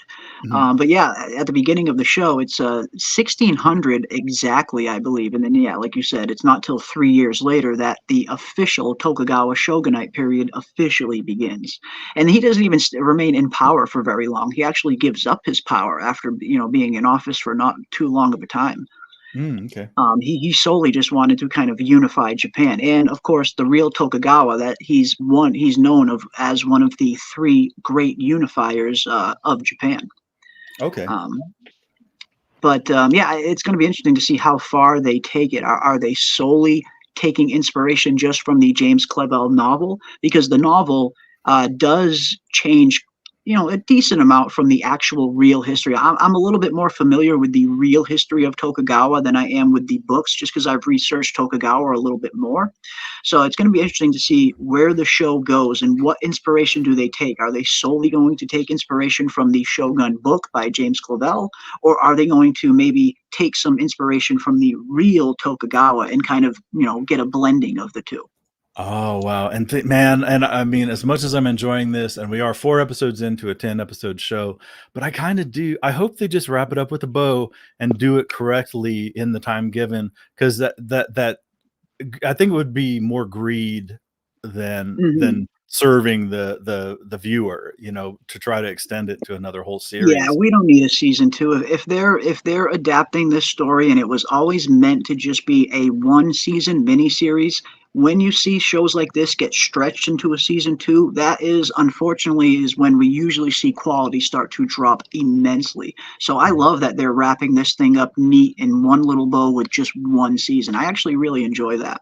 As much as I would love to get more seasons, that's better adaptations, definitely. Yeah, like I love the cast. Don't get me wrong. I would love nothing more than to have this cast of characters for 5 freaking seasons of compelling story. I would love to get that, but I do appreciate that they're doing it the way that they're doing it, just a 1-season miniseries. And yeah, Edo is actually referred to now as Tokyo. Edo back then is now Tokyo nowadays. Kyoto. Yeah, and yes, the Meiji Restoration is when the end of the Edo period ends. The Tokugawa shogunate up at 1868, and that's when the Meiji Restoration takes over. Okay, I'm going to rely on you guys also a lot, because I want to be that instant expert, and watch a few YouTube videos and know everything about everything, but I can't, So meanwhile, essentially the shogunate was as a placeholder until the emperor was of age, right? And I know they had an emperor this whole time. The child, right? That's what the 5 whatever they were, the 5 regions. Yeah, they were supposed to. The regions were supposed to have power until the heir turned 16, and then he would officially take over. Yeah. Okay, that was the original plan, anyway. Okay, so so even with alongside of a shogun, they still maintain an emperor, correct? Well, they're going to take him out. They're going to take him out. If they take Toranaga out, they're going to take him out. That was what Toranaga was there. That was what Toranaga feared. Yeah, that's why when we hear on the show, he's referred to as Taiko, the Taiko. We hear him offer Toranaga the sole regency right when he's on his deathbed. But Toranaga, being the very clever strategist that he is and always looking 10 steps ahead of time, he knows that if he gets handed sole power of the council, then it is only going to embolden his enemies to not only take out Toranaga, but the Taiko's son as well. So yeah, it's a good point, Scarlett. Very good point. But the nun also tells him when they're at the place talking. I forget her name, but she's like, once you're gone, he's not going to be safe. Like without you, Yeah. they're going to come for him. Like you've Yep. got to like Yep. step up, and That's what you she was got to like. Yeah, be, it's we time need for a the Shogun. Shogun. Yeah. Yeah, like we need a Shogun now, and that's Not what time you've for got to be, men. whether you want it or not. Like Yeah. without you, this kid's dead. So you've Yeah. got to This is step the up time and for do a something. Shogun. Yeah, that was a good scene. That was a really good scene. That was a That, you know, great scene. I great loved that line scene too. between the two Such of a good them. freaking line. Yeah. It's just really compelling storytelling, and obviously, yeah, you know, they're going to change some things from the book and from real history, but overall, the quality of compelling storytelling that they're giving us up until this point, it's been phenomenal. At least I've been enjoying it a lot myself. I really enjoyed this scene as well, and we hear Mariko tell Blackthorn, or teach Blackthorn a little bit about the baby earthquake that he just I love it. experienced. The If that's the baby baby, earthquake. I don't want to see the mama. Yeah. I know, right? And not only is it very just eloquently explained by Mariko afterwards, where she straight up explains, you know, Japan's the constant state of almost being in danger, really, with tsunamis, weather, everything. She very eloquently explains that death could be right around the corner at any time. So I really, really enjoyed that scene between these two, but I really like the foreshadowing that this scene sets up. Whereas we have a pretty big earthquake scene that is probably going to be taking place in next episode, maybe probably within the next 2 episodes, I would imagine, depending on where they're, how they're pacing things out. We have a pretty big earthquake scene to look forward to, and we did see a preview of it in the trailers before the show aired. And it's a little bit of a different change from the book to the show. Whereas in the show, up until this point, Blackthorn has already earned his rank of samurai. Whereas in the book, I hear it's a little bit different, where it's not until Blackthorn does something. I don't want to spoil it, but Blackthorn does something that earns him that rank in the book. That's a little bit different than they did here on the show. So I'm really looking forward to the earthquake scene and how that's going to be adapted on screen. Is it going to be similar to the book? Are they going to put a little bit of a twist on it? I cannot wait to see the big earthquake scene. That's going to be fun. Well, Okay, that earthquake is a real earthquake that happened in Yep. Japan. I think it was like Yep. 1605 or not, somewhere around there, that actually really happened in Japan. And it was almost like a 8.0 earthquake that happened. So I also love the real history that they bring into this, that that was a real thing that happened. Mm-hmm. Yeah.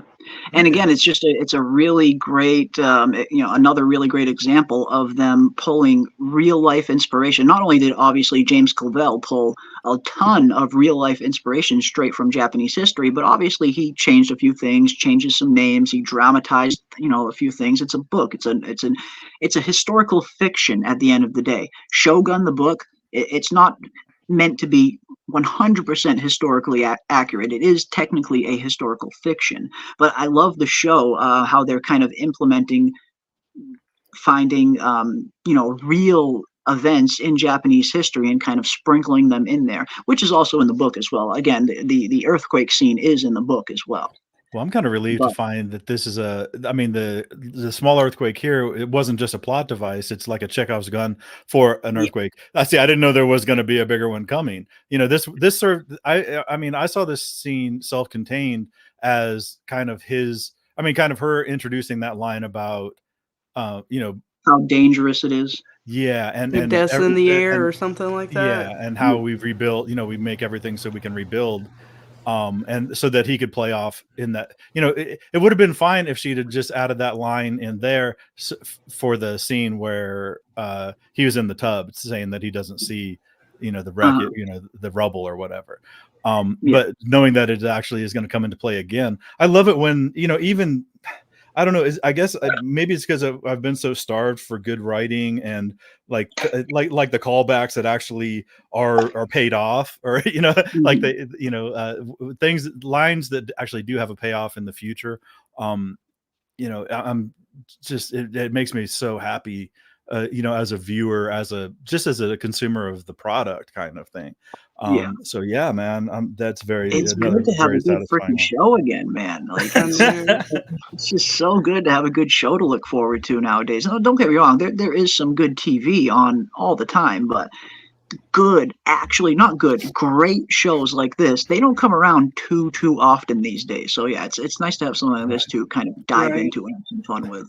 And kind of Um, the counterpoint of we got to see like, oh, Western culture is bad and Eastern culture is very sophisticated and refined and defined, whatever. But in addition to that, though, this kind of also changes like the worldview, because he was coming from a Western Christian background, yeah, and when you have this, I don't know if this was everybody back then or if it was representative of a wider worldview back then, but the same way they felt about like they introduced it with the pillowing and stuff. They had different moral values or different values in general regarding the pillowing. Now they have yeah. different values about mortality itself.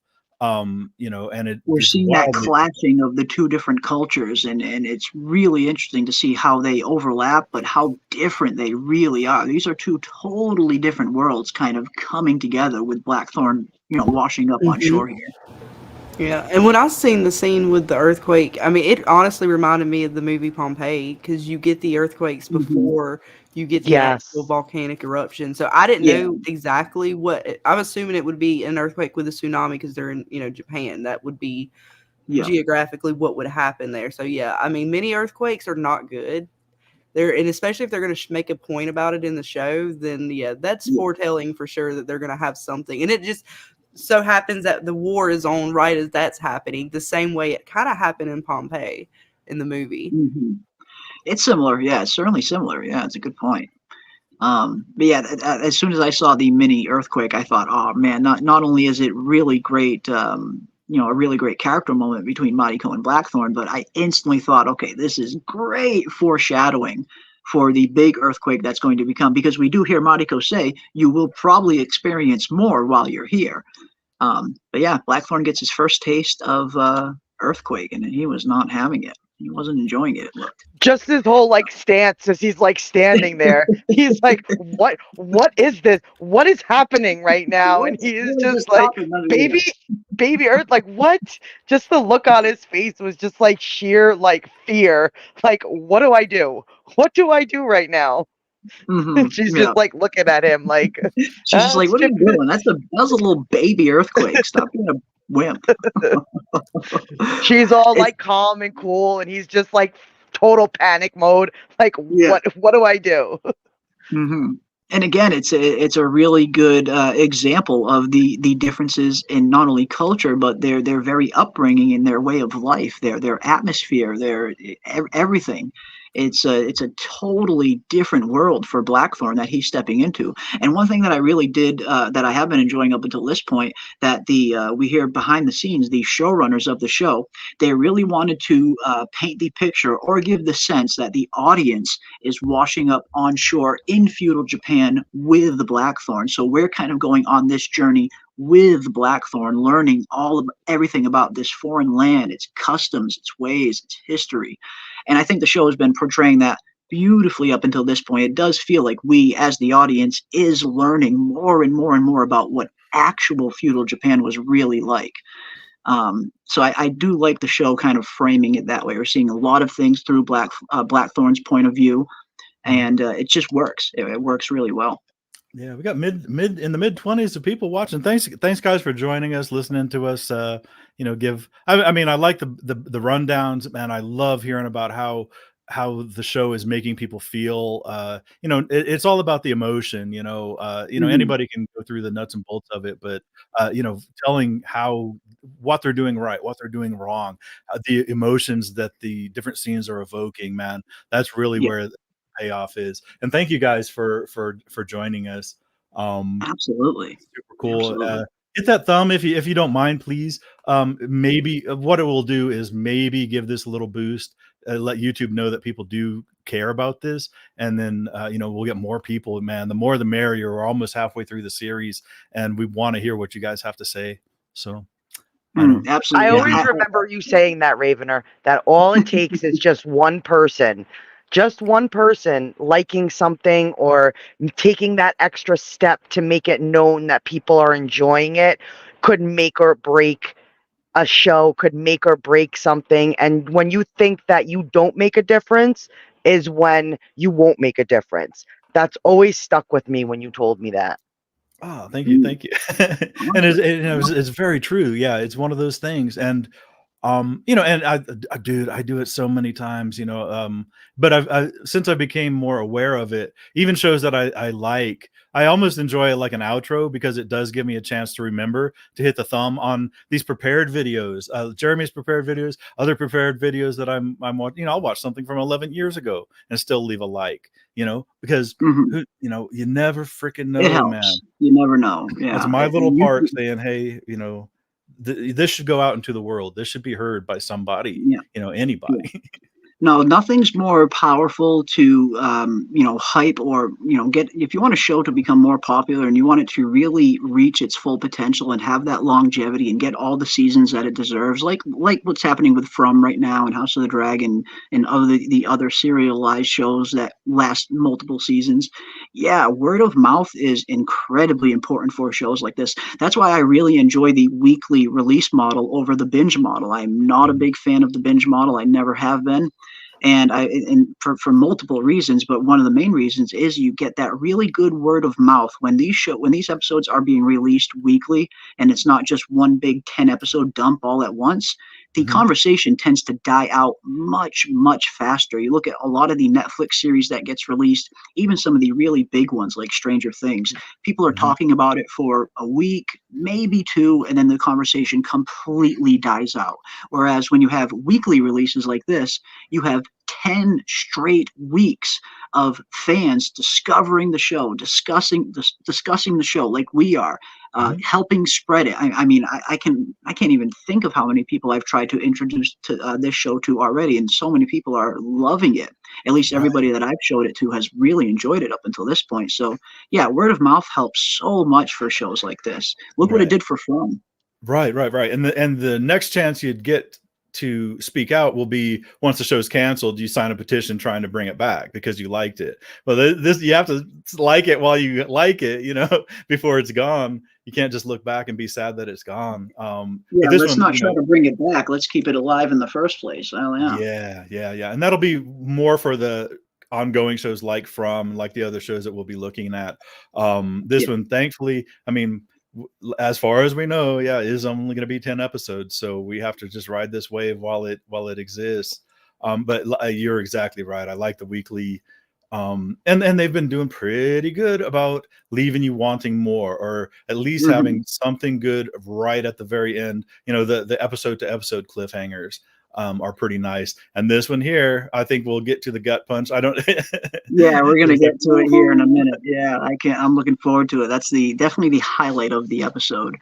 Also, there are some scenes that happen in episodes 1 and 2 that happen like at the very end of the book. Like some flashbacks are rearranged to help audiences enter the setting. Yeah, and I think we're going to see little changes like that throughout the series where, something that maybe could have happened at the end of the book or in the middle of the book, they'll do maybe a little bit early on just to kind of set up that context that the show can't really go deep into, that the book can go into. So yeah, I definitely could totally see them rearranging a few events here and there. But again, that's to be expected. Of course, we have this scene where she is, if only you were our Lord, just totally whispering sweet nothings in his ear, manipulating the hell out of him, which is pretty funny later on, considering the manipulation that he does to Toranaga's son. So we're definitely seeing a healthy dose of manipulation tactics being employed on the show so far. So I'm enjoying that. I do enjoy that. Yeah, she's sneaky, man. She's in 2 beds, and she's trying to get him now to be the new Lord and get the old guy out the way. And I don't know what her true ambition is, but yeah, she's up no good. Yeah, what's she up to? What is she really up to? Samurai can be savages and had no care for code. The famous Bushido code that most people now recognize with samurais now happened after the events of this show and the real war in real history. Awesome. Awesome. Yeah, Bushido has become very popular over the years, over the centuries. And yeah, maybe King Rat is next, which is, I would love to see that. Unfortunately, it does look like this series, Shogun, with these characters, is going to be a one season and done. But again, like we said, there are so many other James Clavell novels that they could adapt, all set in totally different time periods. So I would love to see that.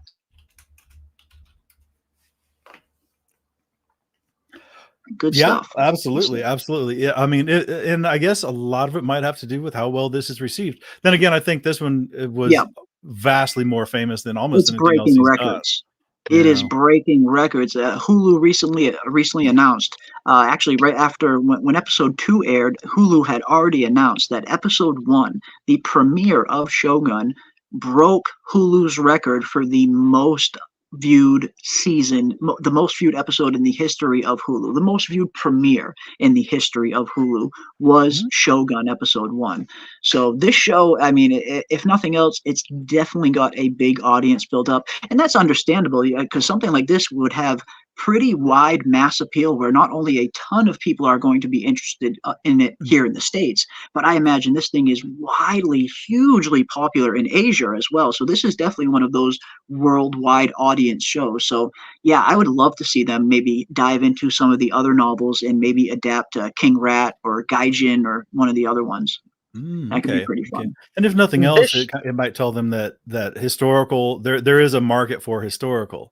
And we'll get more of this. It might be something entirely different. Might be, wildly different time period, wildly different setting, anything. But that there is still a market out there. If you wrap in, I mean, I don't know, can't really call this a romance quite yet, but there are female characters that matter, that are important. So it's like, okay, well, this may have appeal, and it's not like a straight on blood and guts war movie either. Like, like for, what you would consider like to be a male audience. Yeah, it does have vast, I would think it'd have mass appeal. So hopefully we do get more and more of all this stuff. I hope so. Like I said, I would love to get multiple seasons with these characters alone, but knowing that they're adapting the book in one season only, totally cool with that. But yeah, I would love to see some other productions that were kind of on the scale that Shogun is here. And yeah, like I said, they got 5 other novels that they could dive into, all in different time periods. Dennery, you're saying? I was just saying that this show kind of proves what people want right now. Yes. Like it's they have those numbers because this is the type of show, this type of feel, the escape, this is what people are craving. We've been dying for something like this between the strike and, other shows taking things just so crazy that they're not even enjoyable anymore. Like, we actually get to sit down, and I miss that feeling of, oh, it's a week. We just watched the episode. Now I have to wait 7 more days. Like, that anticipation, that want, that craving for something that's just enjoyable again. Exactly. Yeah. And it's just, good shows like this that are just really well done from top to bottom, from the writing, the casting, the atmosphere, the set design, the costumes, everything. Like, it's not very often that we see a show come together this well. And of course, it takes a big budget to produce a good show like this. But yeah, you're 100% right. The numbers are definitely a good reflection of this is the kind of content and quality that people want these days. They want something that people actually took their time on and really tried to perfect. So it's been great.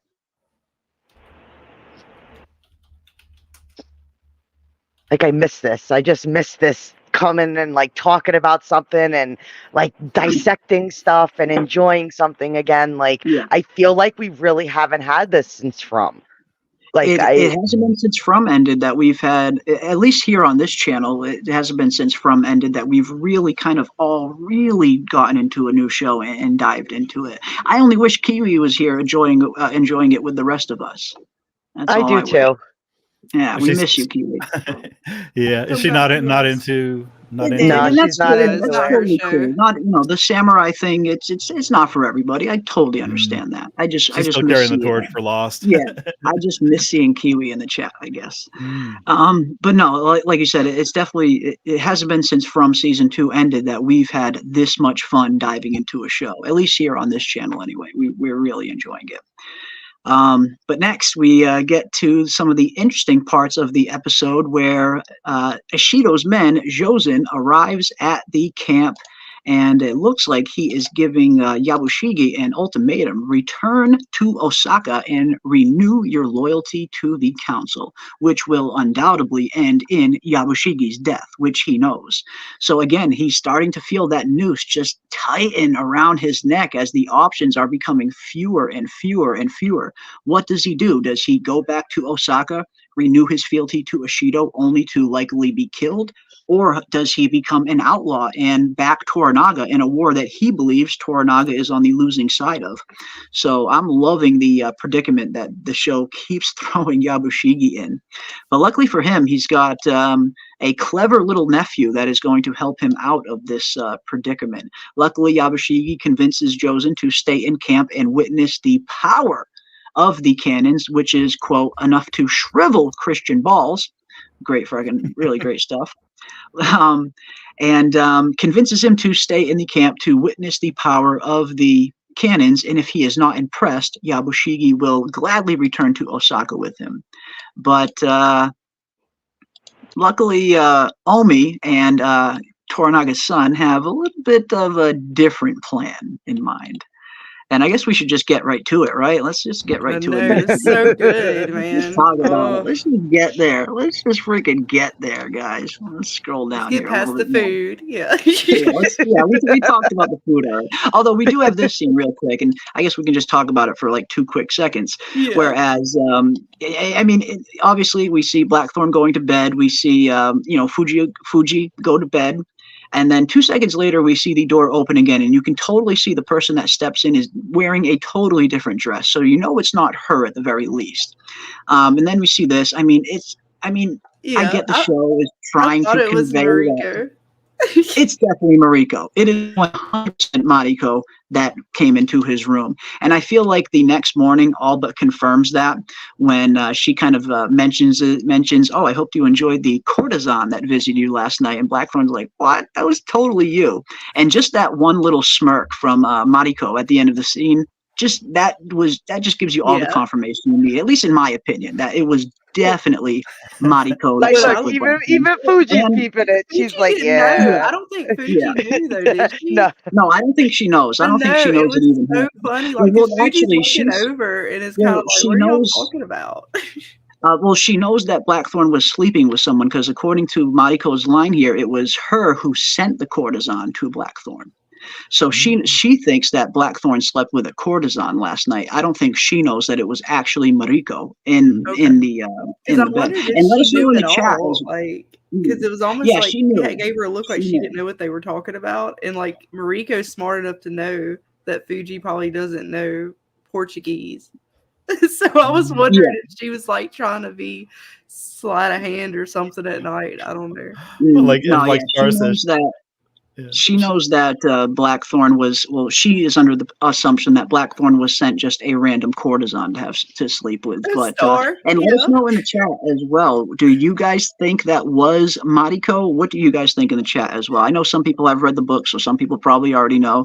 I 100% convinced it was Mariko. But definitely let me know what you guys think in the chat as well. Was that Mariko or was it someone else? I wondered why it was so dark. I honestly wondered why it was so dark, so darkly shot. I didn't realize that it was supposed to be a question, that it was supposed to be in doubt who it was. I thought it was like some actresses. That's how it's played in the books and in the original series. They play it where the audience isn't 100% supposed to know that it is Mariko. They leave that level of ambiguity in it in the original, where there, you as the audience we're not 100% sure if it was Mariko, even though it definitely really was. See, I didn't know if it was like her like modesty clause in her, because like you know how like some actresses will not show nudity, or they have the L-shaped, like the sheet that's L-shaped, like it's up to her neck and then it's down to like his waist. So you know that kind of stuff. But I didn't realize it was supposed to be secretive that it was her. That's funny. And like Star said, yeah, it's because he finally had just taken a bath. He was clean. Finally, that's what she was waiting on. She was waiting for him to take his bath before she jumped his bones. I did like that little smile that he has, though, because I mean, he had basically, he'd been on a ship. He had refused the first pillowing or whatever. So he had some cobwebs to knock off, and I'm the same way, man. You know, you knock those cobwebs off the next morning, you're like, hey, what a beautiful, foggy, fucking rainy, drizzly like, morning. You look like you're in good spirits this morning. He's like, yeah, pretty good. What a lovely look at that rain. That rain looks really pretty, doesn't it? Yeah, I know, right? Yeah. I wonder though, is if we do get to see Mariko's husband come back, that's gonna be touchy. Oh yeah. And that's what sets up the whole the intrigue there. Whereas, and I'm glad they're kind of. It looks like they're going to do it similar on the show that they did in the book, where Mariko doesn't sleep with Blackthorn until she thinks her husband's dead. So at least, you know, from Mariko's point of view, she's not cheating on Bintaro. She thinks he's truly dead. So then when he comes and returns, which I believe he's probably going to return next episode, judging by the trailers. And that's one thing that sometimes the trailers just spoil things for us, where even if you haven't read the book, most people know that he is going to be returning just from the trailers, because we see scenes with him and Blackthorn that haven't been in any episodes yet. So sometimes this is where trailers can spoil things where they maybe didn't mean to. Well, but it's going to be an interesting reunion. She gets pregnant, because then that's going to be a tale, and that's very not good. Very bad dishonor. Yeah. Richard Ford says, damn, I didn't even know this was a book. I know my next audiobook is, LOL. Yeah, absolutely, my friend. Yeah, this is based on a book of the same name, Shōgun, written by James Clavell, and it is one of the books in a 6-book series. Now, each book is all set in a different time period. It's not one set series that follows all of these characters throughout 6 different books. It's 6 different books that all have different characters in them, all set in totally different time periods in Asian history. It's called the James Clavell Asian Saga, and it's a 6-book series all set in different time periods. But yeah, Shōgun is one of the books. Yeah, and Richland, this is the book is over 1,000 pages, and I heard the audiobook is every bit as much. Yeah, the audiobook is huge as well, and they were wondering how they're going to fit an audiobook of that many hours and hours and hours into 10 hours of TV. And we discussed earlier in the show how, you know, they have composite characters, and a lot of stuff will just have to get skipped over or compiled or like compressed in time and that kind of stuff. But yeah, man, you're in for a treat then, I guess, man. If you got a lot of long drives, a lot of long haul drives from one to another. Indeed, and that's what I've been doing. I've been listening to the audiobook up until this point, and I'm trying not to go past where we are at this point in the show. So I saw someone asking me earlier what page I was on. I have no idea what page it is because it's the audiobook. I'm just listening to it. But I can throw a link to the audio. I will throw a link to the audiobook in the description of this stream. So that way later on, if anyone does want to listen to the audiobook, you'll be able to find a link to it right there. There's a free version on YouTube that you can listen to. But next, we get the climactic ending of the episode. And this is just absolutely great. And I love right here, we see Jozen kind of mocking Toranaga's son here, saying, oh, maybe there's a career for you in theater. Totally thinking that these cannons are not going to be impressive. But I love how he kind of steps up here. Yes, it's a very bold move. And in one fell swoop, he is not only completely declaring war, but he is making Toranaga and everyone loyal to him officially fugitives from the law at this point. They're all criminals now, technically. But it was just such a good fucking scene, man. It was great. Yeah, you know, we got this great demonstration here, and Yabushige thinking he's going to impress his friend Jozen and hopefully keep his neck and not be forced to commit Sudoku. But next thing and it's totally Sudoku from here on out. That's it. It's Sudoku. But yeah, it was such a great scene. All of a sudden we see him taking off on his horse, step away. And as soon as I saw that, I instantly know something bad was about to happen. I know. I did not expect the cannon fire from where it came from, though. That was cool. Yes. Yeah. Yeah, I love it. Your presence is intolerable. You have offended my father's name. And he totally kind of steps up right here. He's demanding compensation. And next thing we know, and I love the fucking facial expressions on Yabushigi in this scene, and him later on in particular. The fucking smirk on him is hilarious, because knowing that he set this whole freaking thing up.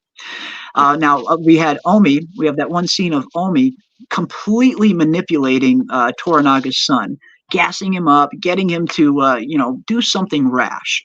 And boy, was he successful. But I just love the facial expressions on Yabushigi, the actor playing Yabushigi, Tatenobu Asano. Just phenomenal facial expressions that we see on this dude throughout this scene.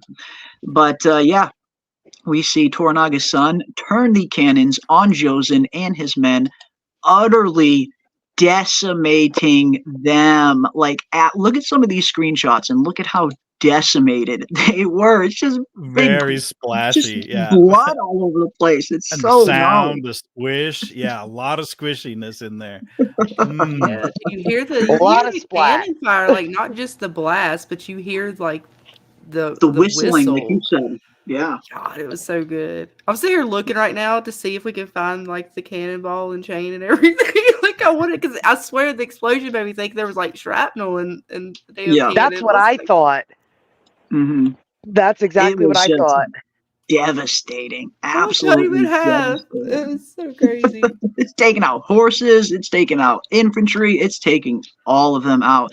And again, just incredibly accurate, which if nothing else shows that Blackthorn is being, a somewhat competent teacher, that Toranaga's son and his men were able to set up these cannons all on their own without Blackthorn's help and accurately take out Jozen and all of his men. So at least Blackthorn is a semi-competent teacher, if nothing else. And he even said it earlier in the episode to Mariko that the men were kind of learning very quickly. And she's like, oh, yes, Toranага will be very pleased with the progress. And they did. They very much so absorbed very fast.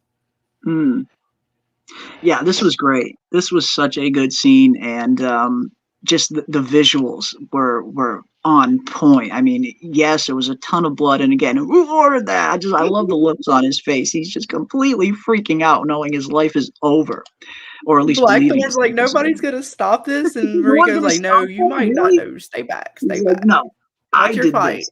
I ordered this. The son of Yoshi Toranaga. He completely kind of steps up in this moment. Granted, he just started an all-out war that kind of has no choice, no hopes of being finding a diplomatic resolution at this point.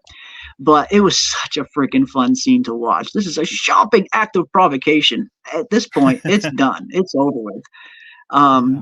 And one thing I love, we'll go back to this in 1 second, but I just want to show this one quick still. I love it. I love the smile on his face in the background. This little weasel, knowing that he set all of this up, knowing he's responsible for all of this. You just see that little smile on his face, and it's just absolutely perfect.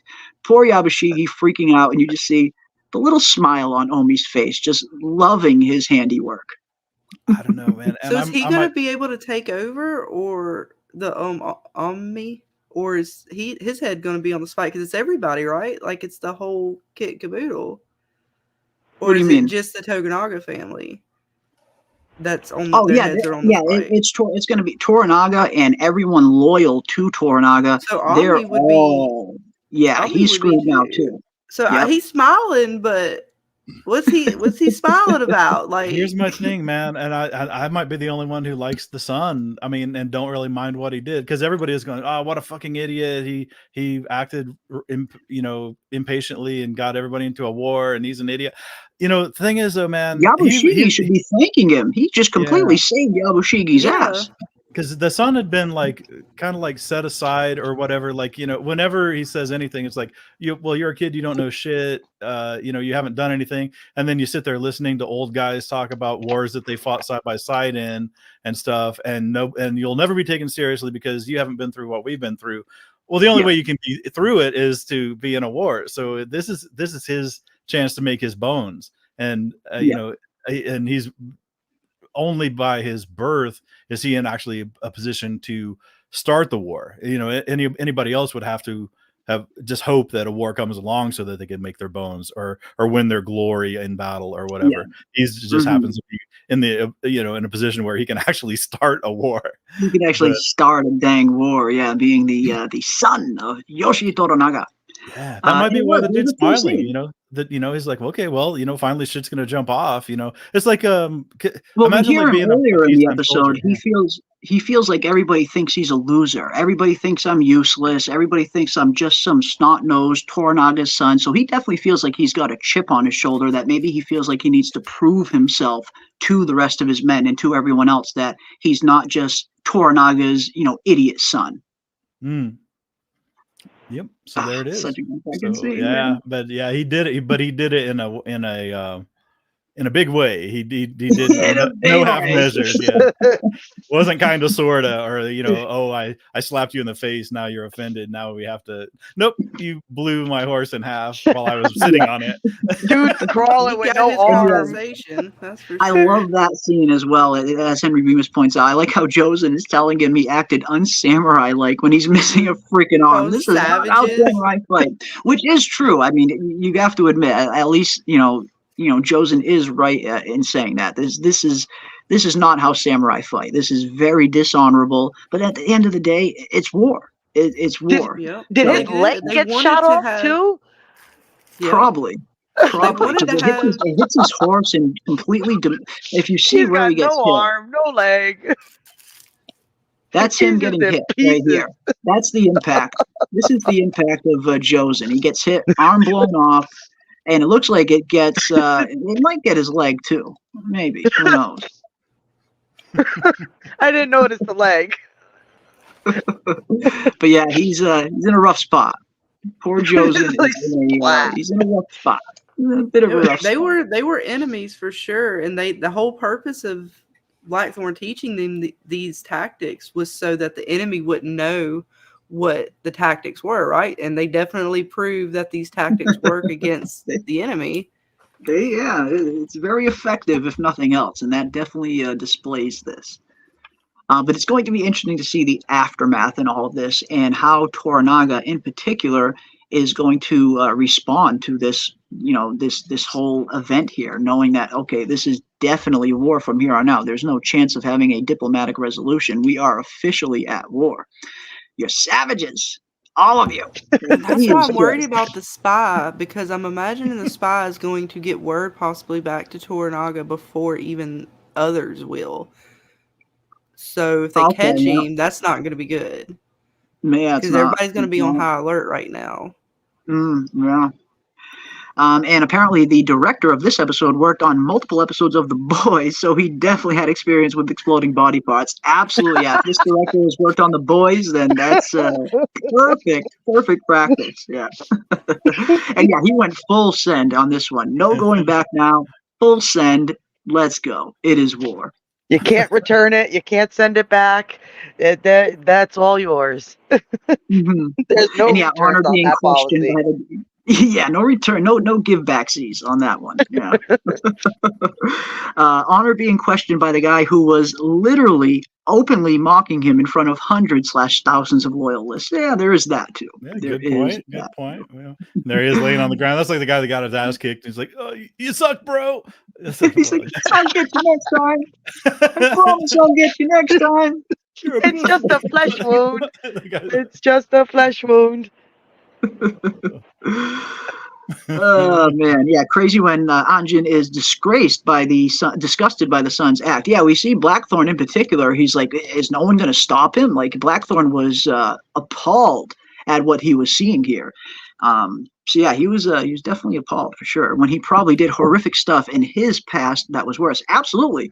I mean, at least in the show version, Blackthorn was very much on. We saw some of the butchery that he committed at some of these Spanish settlements on his way to Japan.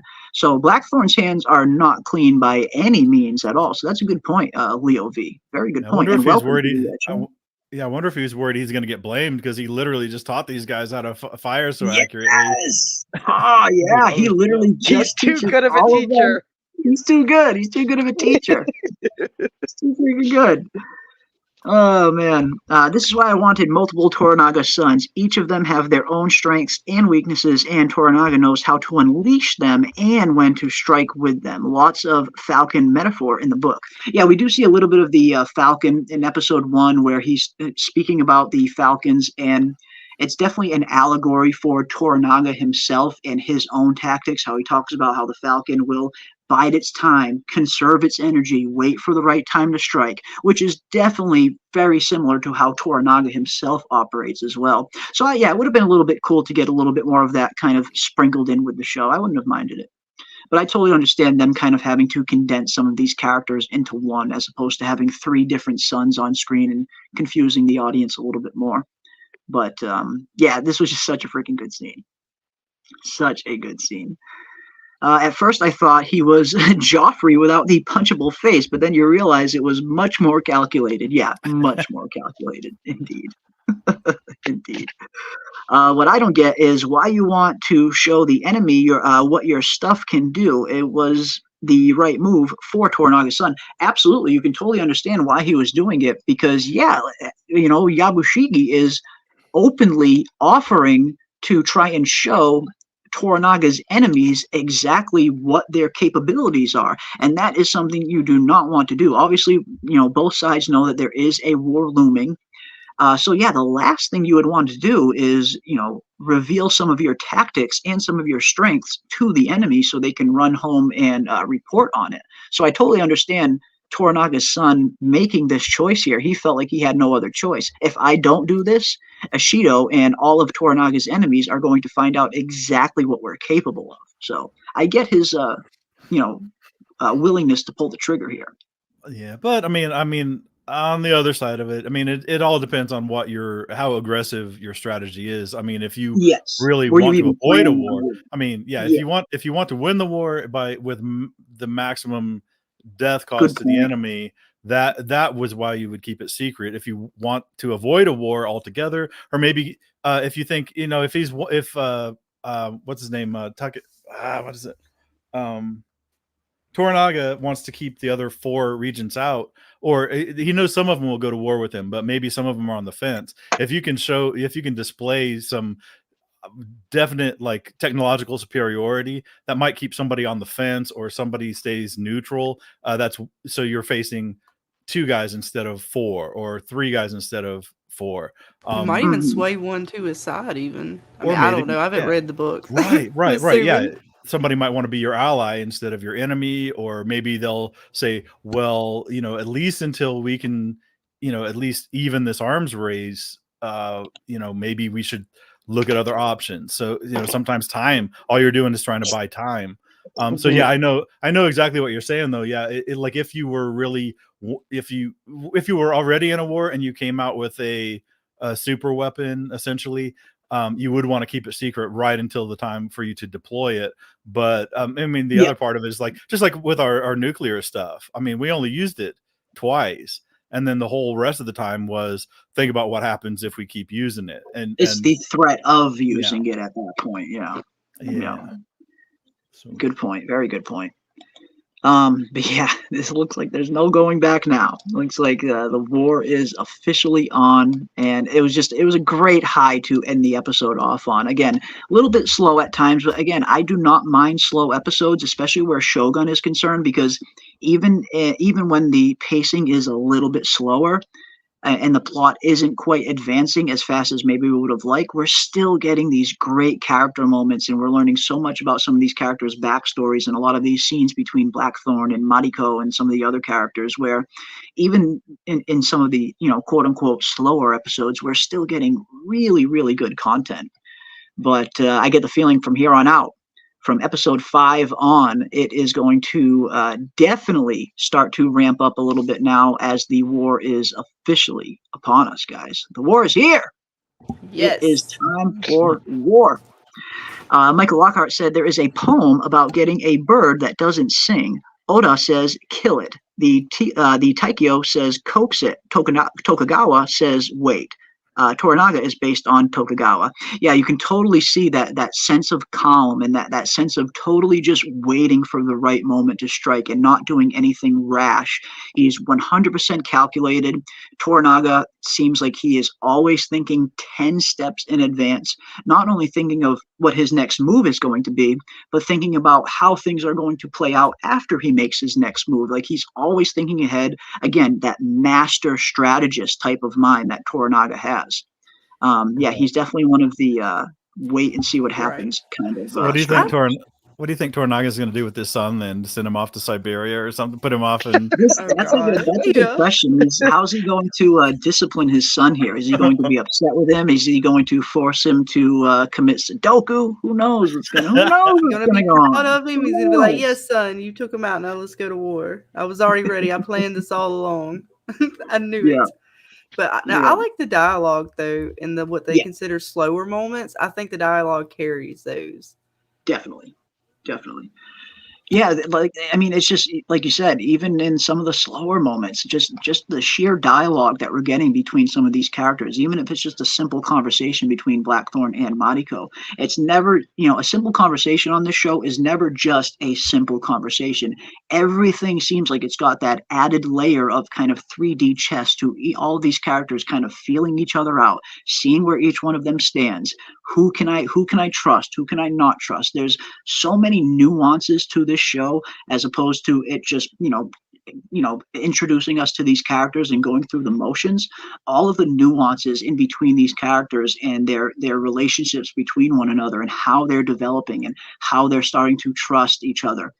It's great. Like I said, even some of the slower moments are providing really, really great character development moments and world building moments. So I've been pumped. I am so pumped with the show up until this point. I am super satisfied with it.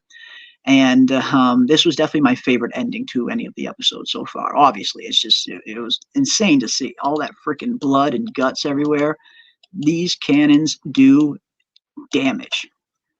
Absolute damage. Look at all this slop. It's just nothing but slop on the screen. Like sloppy joes. Like, look at all this slop. Like, I mean, if we thought on Lost, you got some arts on you was bad. This is next level. This is next level. The Trade King says, if nobody informs Ishido, no leaks in the Ajiro camp, then they've bought time, and the secret of the cannon capabilities is secure. Element of surprise intact for battle. Yeah, and I definitely think that played into Toranaga's son's decision into actually going ahead with this move here. He's ultimately trying to keep their capabilities secret. As the longer he can go without Ishido finding out what they're capable of, the better. But as Ravener points out, on the other hand, now you're 100% committed to war, whereas before there could have been other options. Now that's it. It's just war. Right, and they basically they bought time, which is exactly as long as what amount of time Jozen would have been expected to return. Because when Jozen doesn't return, with essentially what was it, the pledge of loyalty from Yabashige to the regents, that's going to be the amount of time they have, because they'll be like, well, Jozen was expected back. Okay, well, maybe he was delayed. Well, how much of a delay between Ajira, the fishing village, and the capital, Osaka? How far is that trip? What would be a reasonable delay if you did get delayed? And then how soon after that do you think, well, something must have gone wrong? And if Jozen is late to return, will they automatically think, oh my God, he must have been murdered and blown to pieces on a field? Cannon must have got him. They'll think, well, something must have gone wrong, but you don't immediately jump to that. So maybe they'll get a few days, but maybe that's all they needed. I don't know, man. Yeah, but again, there's probably book readers that are like, oh, this guy's an idiot. He doesn't know anything. I know. I do. I am an idiot. I'm learning it as we go. Yeah. Well, like Toranaga nothing wrong with that. Supposed to come back for what, 6 months? So that Toranaga, Blackthorn is supposed to spend 6 months training the regiment. Yeah. So I guess that not going to be 6 months anymore. Yeah, it looks like they're already trained at this point. Shit, they set Really? these We're ready cannons to with go. absolute precision. Blackthorn did not help in setting any of these cannons up. This was solely Toranaga's son and his men. So yeah, it seems like they were already fucking trained. Yeah, that timeline got sped up just a bit. Yeah. Just a bit, maybe. Just a smidge. Because that's a good point, Dana. Because the show doesn't exactly really convey how long, just in this episode alone, how much time do they spend training? Because we see multiple scenes where them going back to the training yard in at least multiple days. But the show doesn't quite convey just how long of a time period that this episode in particular takes place. Is it a week? Is it 2 weeks? Is it a month? Or is it the whole 6 months? It's a little vague in that area, but Oh, it just didn't even great. occur to me. Yeah, it didn't even occur to me that there might have been a time Yeah, jump how long were between. they Yeah, that's training why I the was whole time? asking. I was If like, they're is he this not supposed to accurate be with the coming cannons, back for like 6 months? So like, I was like, wait a minute, how long are we? Like, what happened yeah, here? Did we jump? Did we skip? Yeah, yeah, how long would the regents wait to try to squeeze Yabashike then? Um, exactly. Yeah, why would they yeah, wait that long, to try to force him into loyalty? Well, they You needed know, a fifth, so they were trying to get so Toranaga could be gone for a while, right? And then Yabashibi, I don't know if they could. How is he going to get forced into loyalty if he's under Toranaga? they'd force him to change sides, essentially. I mean, But then wouldn't he? But wouldn't he die either way?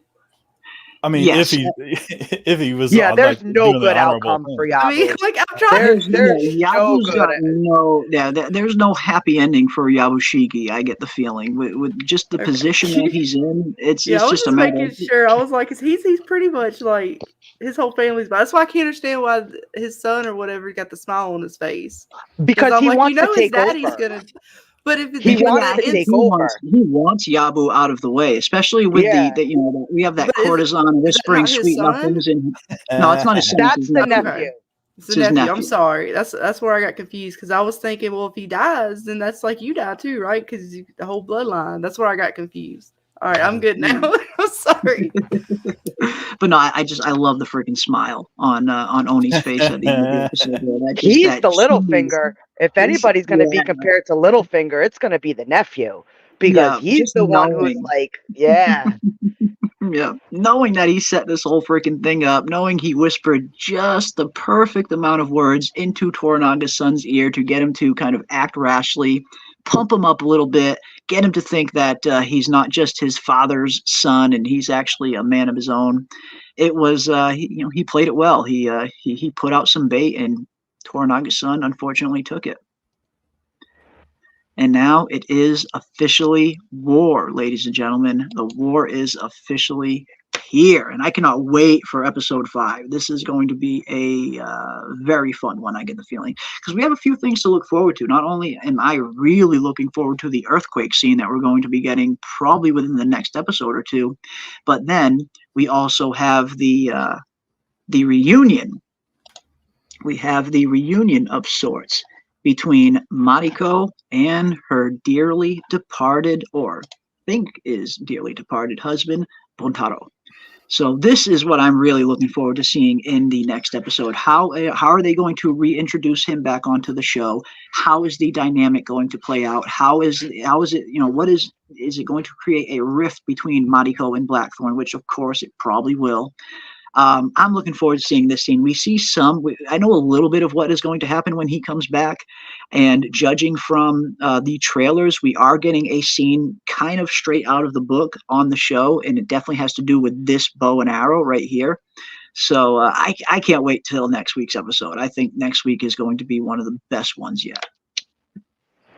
Yeah, it hasn't failed to deliver. I mean, even in the story building and the character building episodes, we always get something. So yeah, and especially now that war is inevitable, even more inevitable than it always was. Yeah, this is gonna be. I mean, I can't wait, man. 6 more episodes. Woo, woo! Yay! I know, right? It's so good. I mean, honestly, I all of them to me are like 9s so far, 8.5 9s, because to me they're just so good. And I'm not a very great judge, I guess, on ratings. I like a lot of things, but yeah, it's so good. No, everybody, and that was another thing I definitely wanted to ask, and definitely everybody in the chat, let us know as well. How exactly would you rate this episode here out of 10? We have an 8.5 out of 10, which is a really good rating. In my review, I gave it a 7 out of 10, just because it was a little slower, but it ended on a really high note. But after watching the episode 2, 3 more times after that, I think I would probably upgrade my rating to at least a 7.5 or an 8 out of 10 for this episode.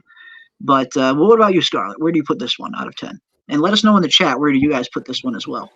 I still put them at a 9 because, like, for me, I like the dialogue scenes. I know for some people they're slow, but I enjoy that stuff. Same reason I enjoy that in From and other shows. I mean, I like it, and in this show particularly, the way they say things is so beautiful. The way they're kind of giving us that character build, I enjoy it. So it's hard for me to not give them at least an 8.5, but I really want to give it a 9, but I feel like I'm just crushing on it. So that's why. I don't know if it's just like you said, the drought of not having good stuff or what, but yeah, I don't, you know what? I'm giving it a 9. I'm 9. I love it. I love it.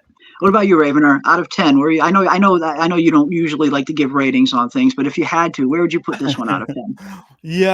I would actually, I was going to say 8, and I'm kind of drifting towards the 8.5-ish range. Nice. Just because, for the exact reasons that Scarlett said, it's, yes, it wasn't as active, it was talky, but man, when you look at the layers and the richness of some of the dialogue and some of the stuff, some of the points that are being made, the themes that are being addressed, all this stuff, it makes it richer, a richer experience altogether.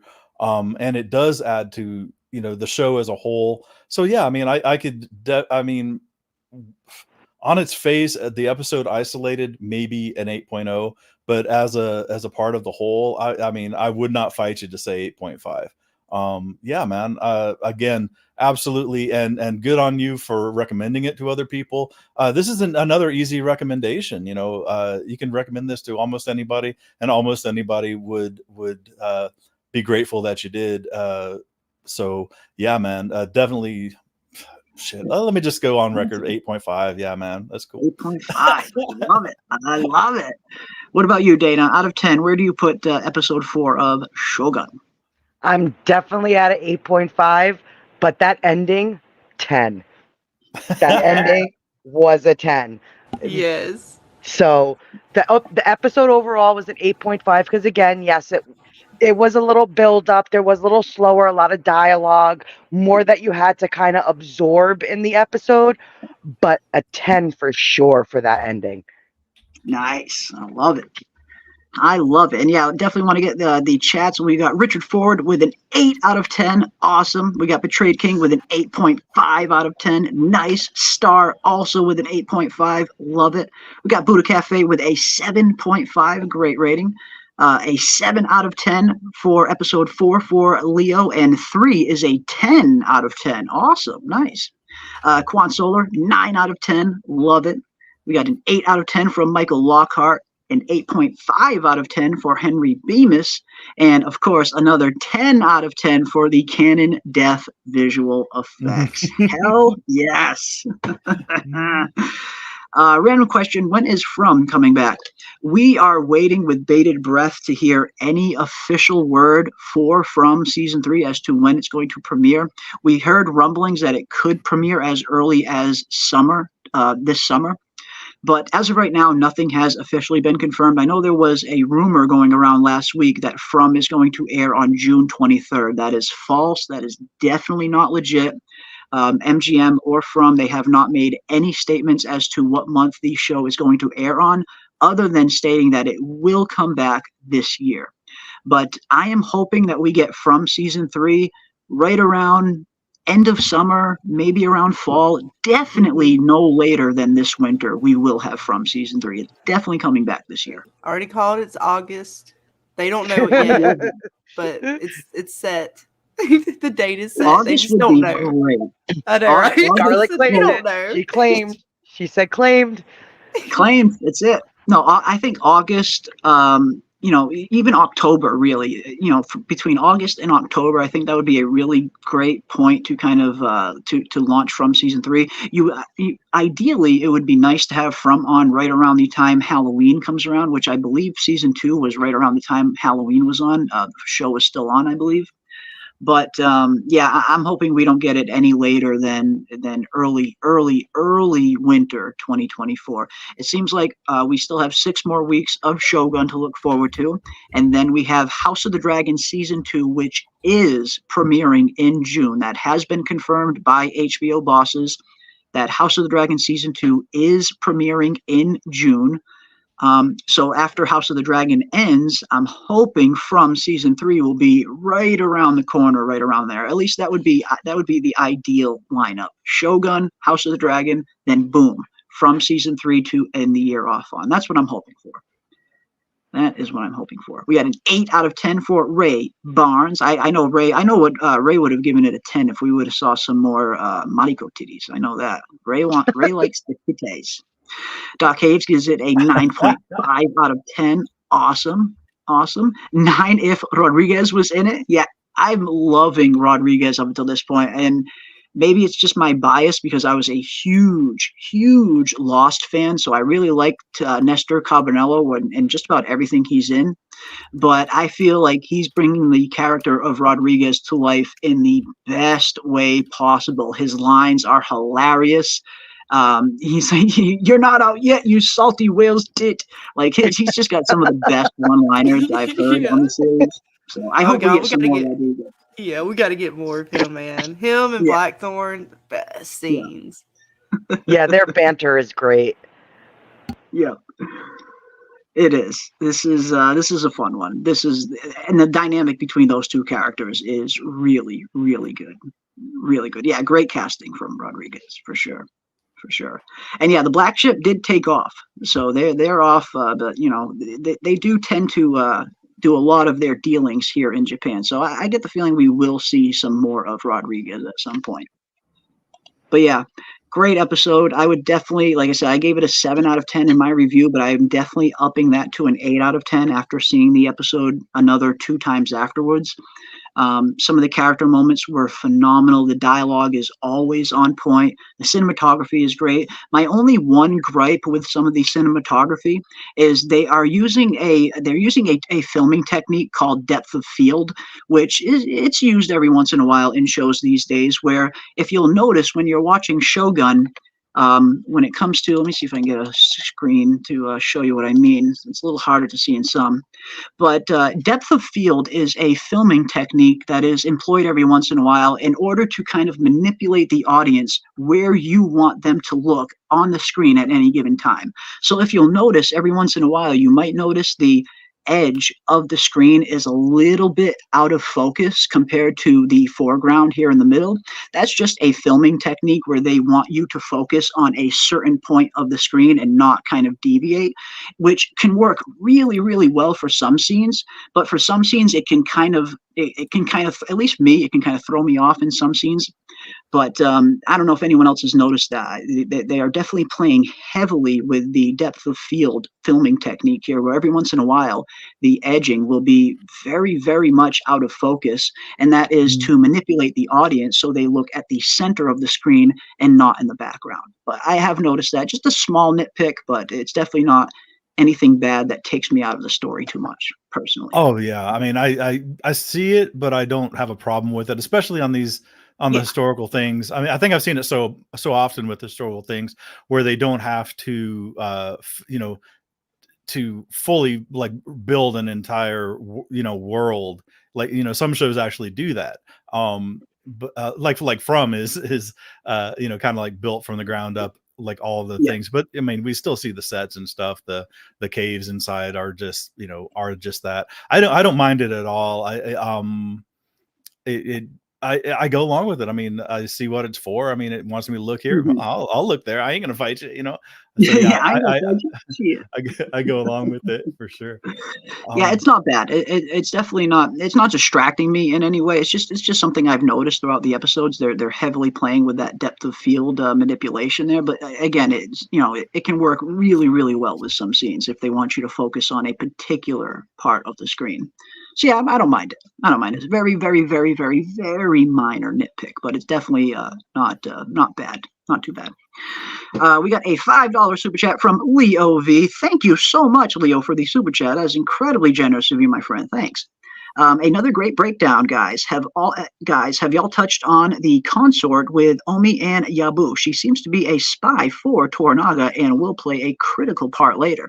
Yeah, we talked a little bit about her, and we definitely get that one scene with her totally manipulating the heck out of Omi into, whispering sweet nothings in his ear, saying, I wish you were the Lord, yada, yada. So she definitely seems to have some type of agenda up her sleeve other than just being a simple courtesan. Could she be a Toranaga plant? Could she be a Ashido plant?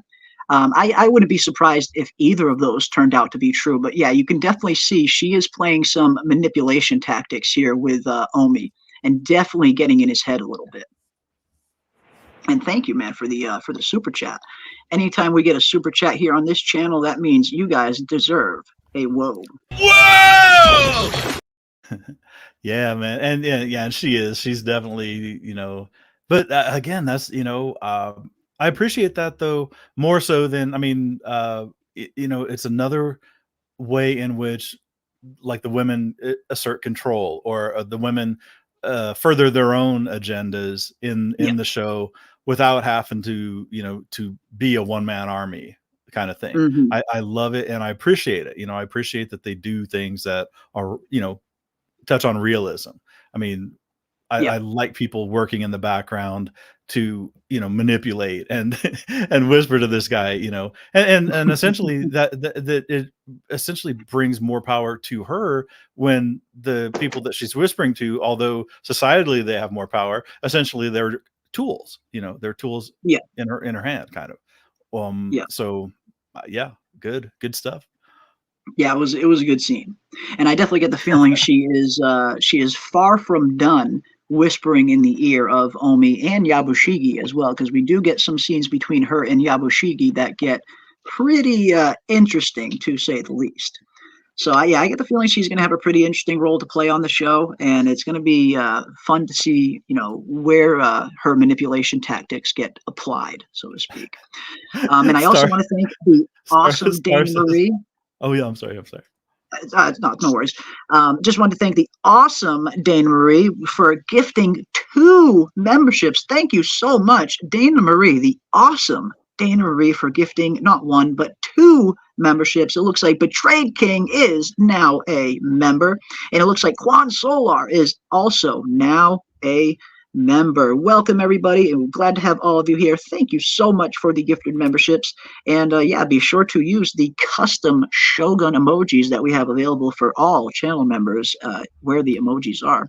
Thank you so much, Dana. You deserve a whoa and some glitter. Whoa! Everything's better with glitter.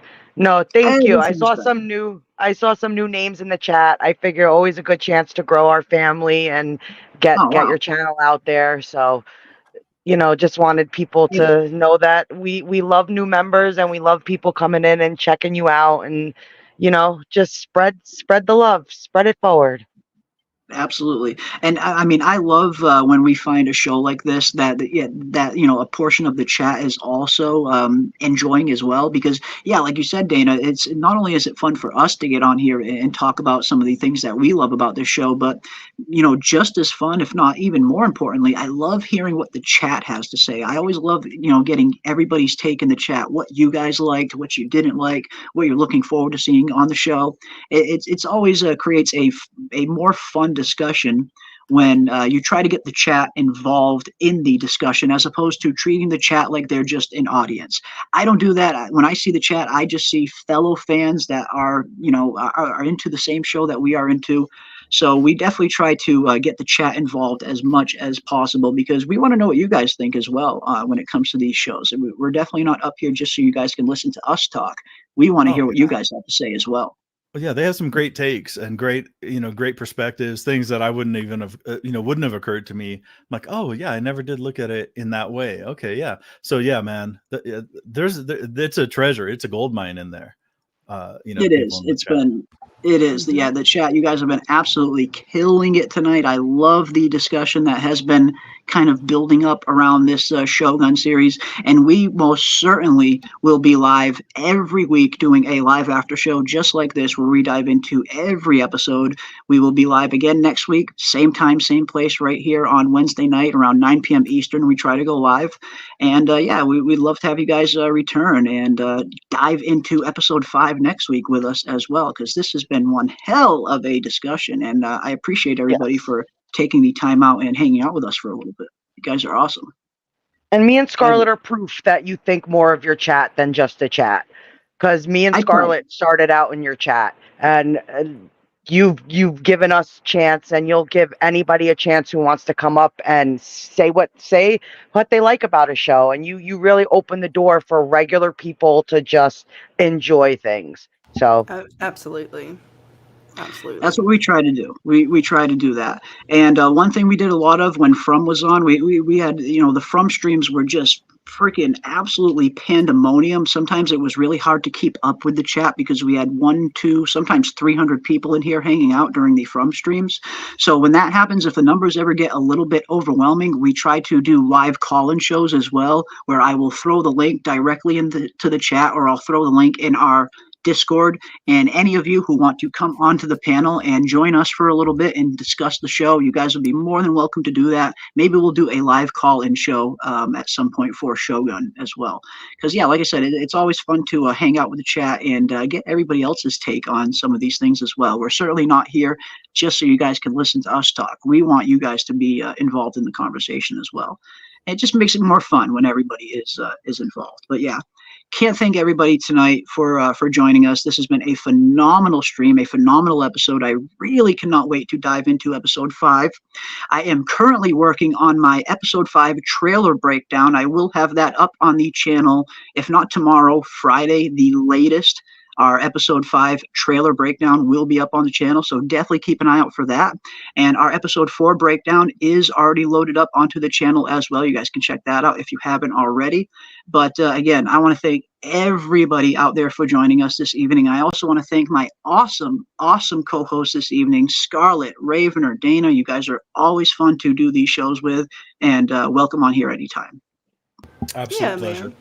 thank you. Absolutely. Absolutely. And of course, biggest thank you goes out to the awesome chat. We will see you guys on the next episode. We will be live again next Wednesday, every Wednesday, right here, 9 p.m. Eastern Standard Time, for our live Shogun after shows, where we dive into all of the latest episodes. And we also do some general pop culture content every Saturday as well, if you guys are into that. But I want to thank everybody again for joining us. You guys are the absolute best. We are going to close it down now. But again, always fun having these discussions with everybody. I look forward to diving into episode 5 next week. And if anyone hasn't already, definitely consider coming and joining us in our Discord. We have a Discord where we usually tend to hang out a lot, where we do we'll do watch parties, things like that. Anytime I am ever getting ready to upload a video or do a stream, I always put a notification in the Discord. So people in our Discord will probably find out what we're planning before anybody else. So definitely come and hang out with us in Discord. We always have some fun in there as well. But until next time, I again want to thank everybody out there for joining us, and we will see all of you guys on the next one. Life and death are the same. Both can have value and purpose.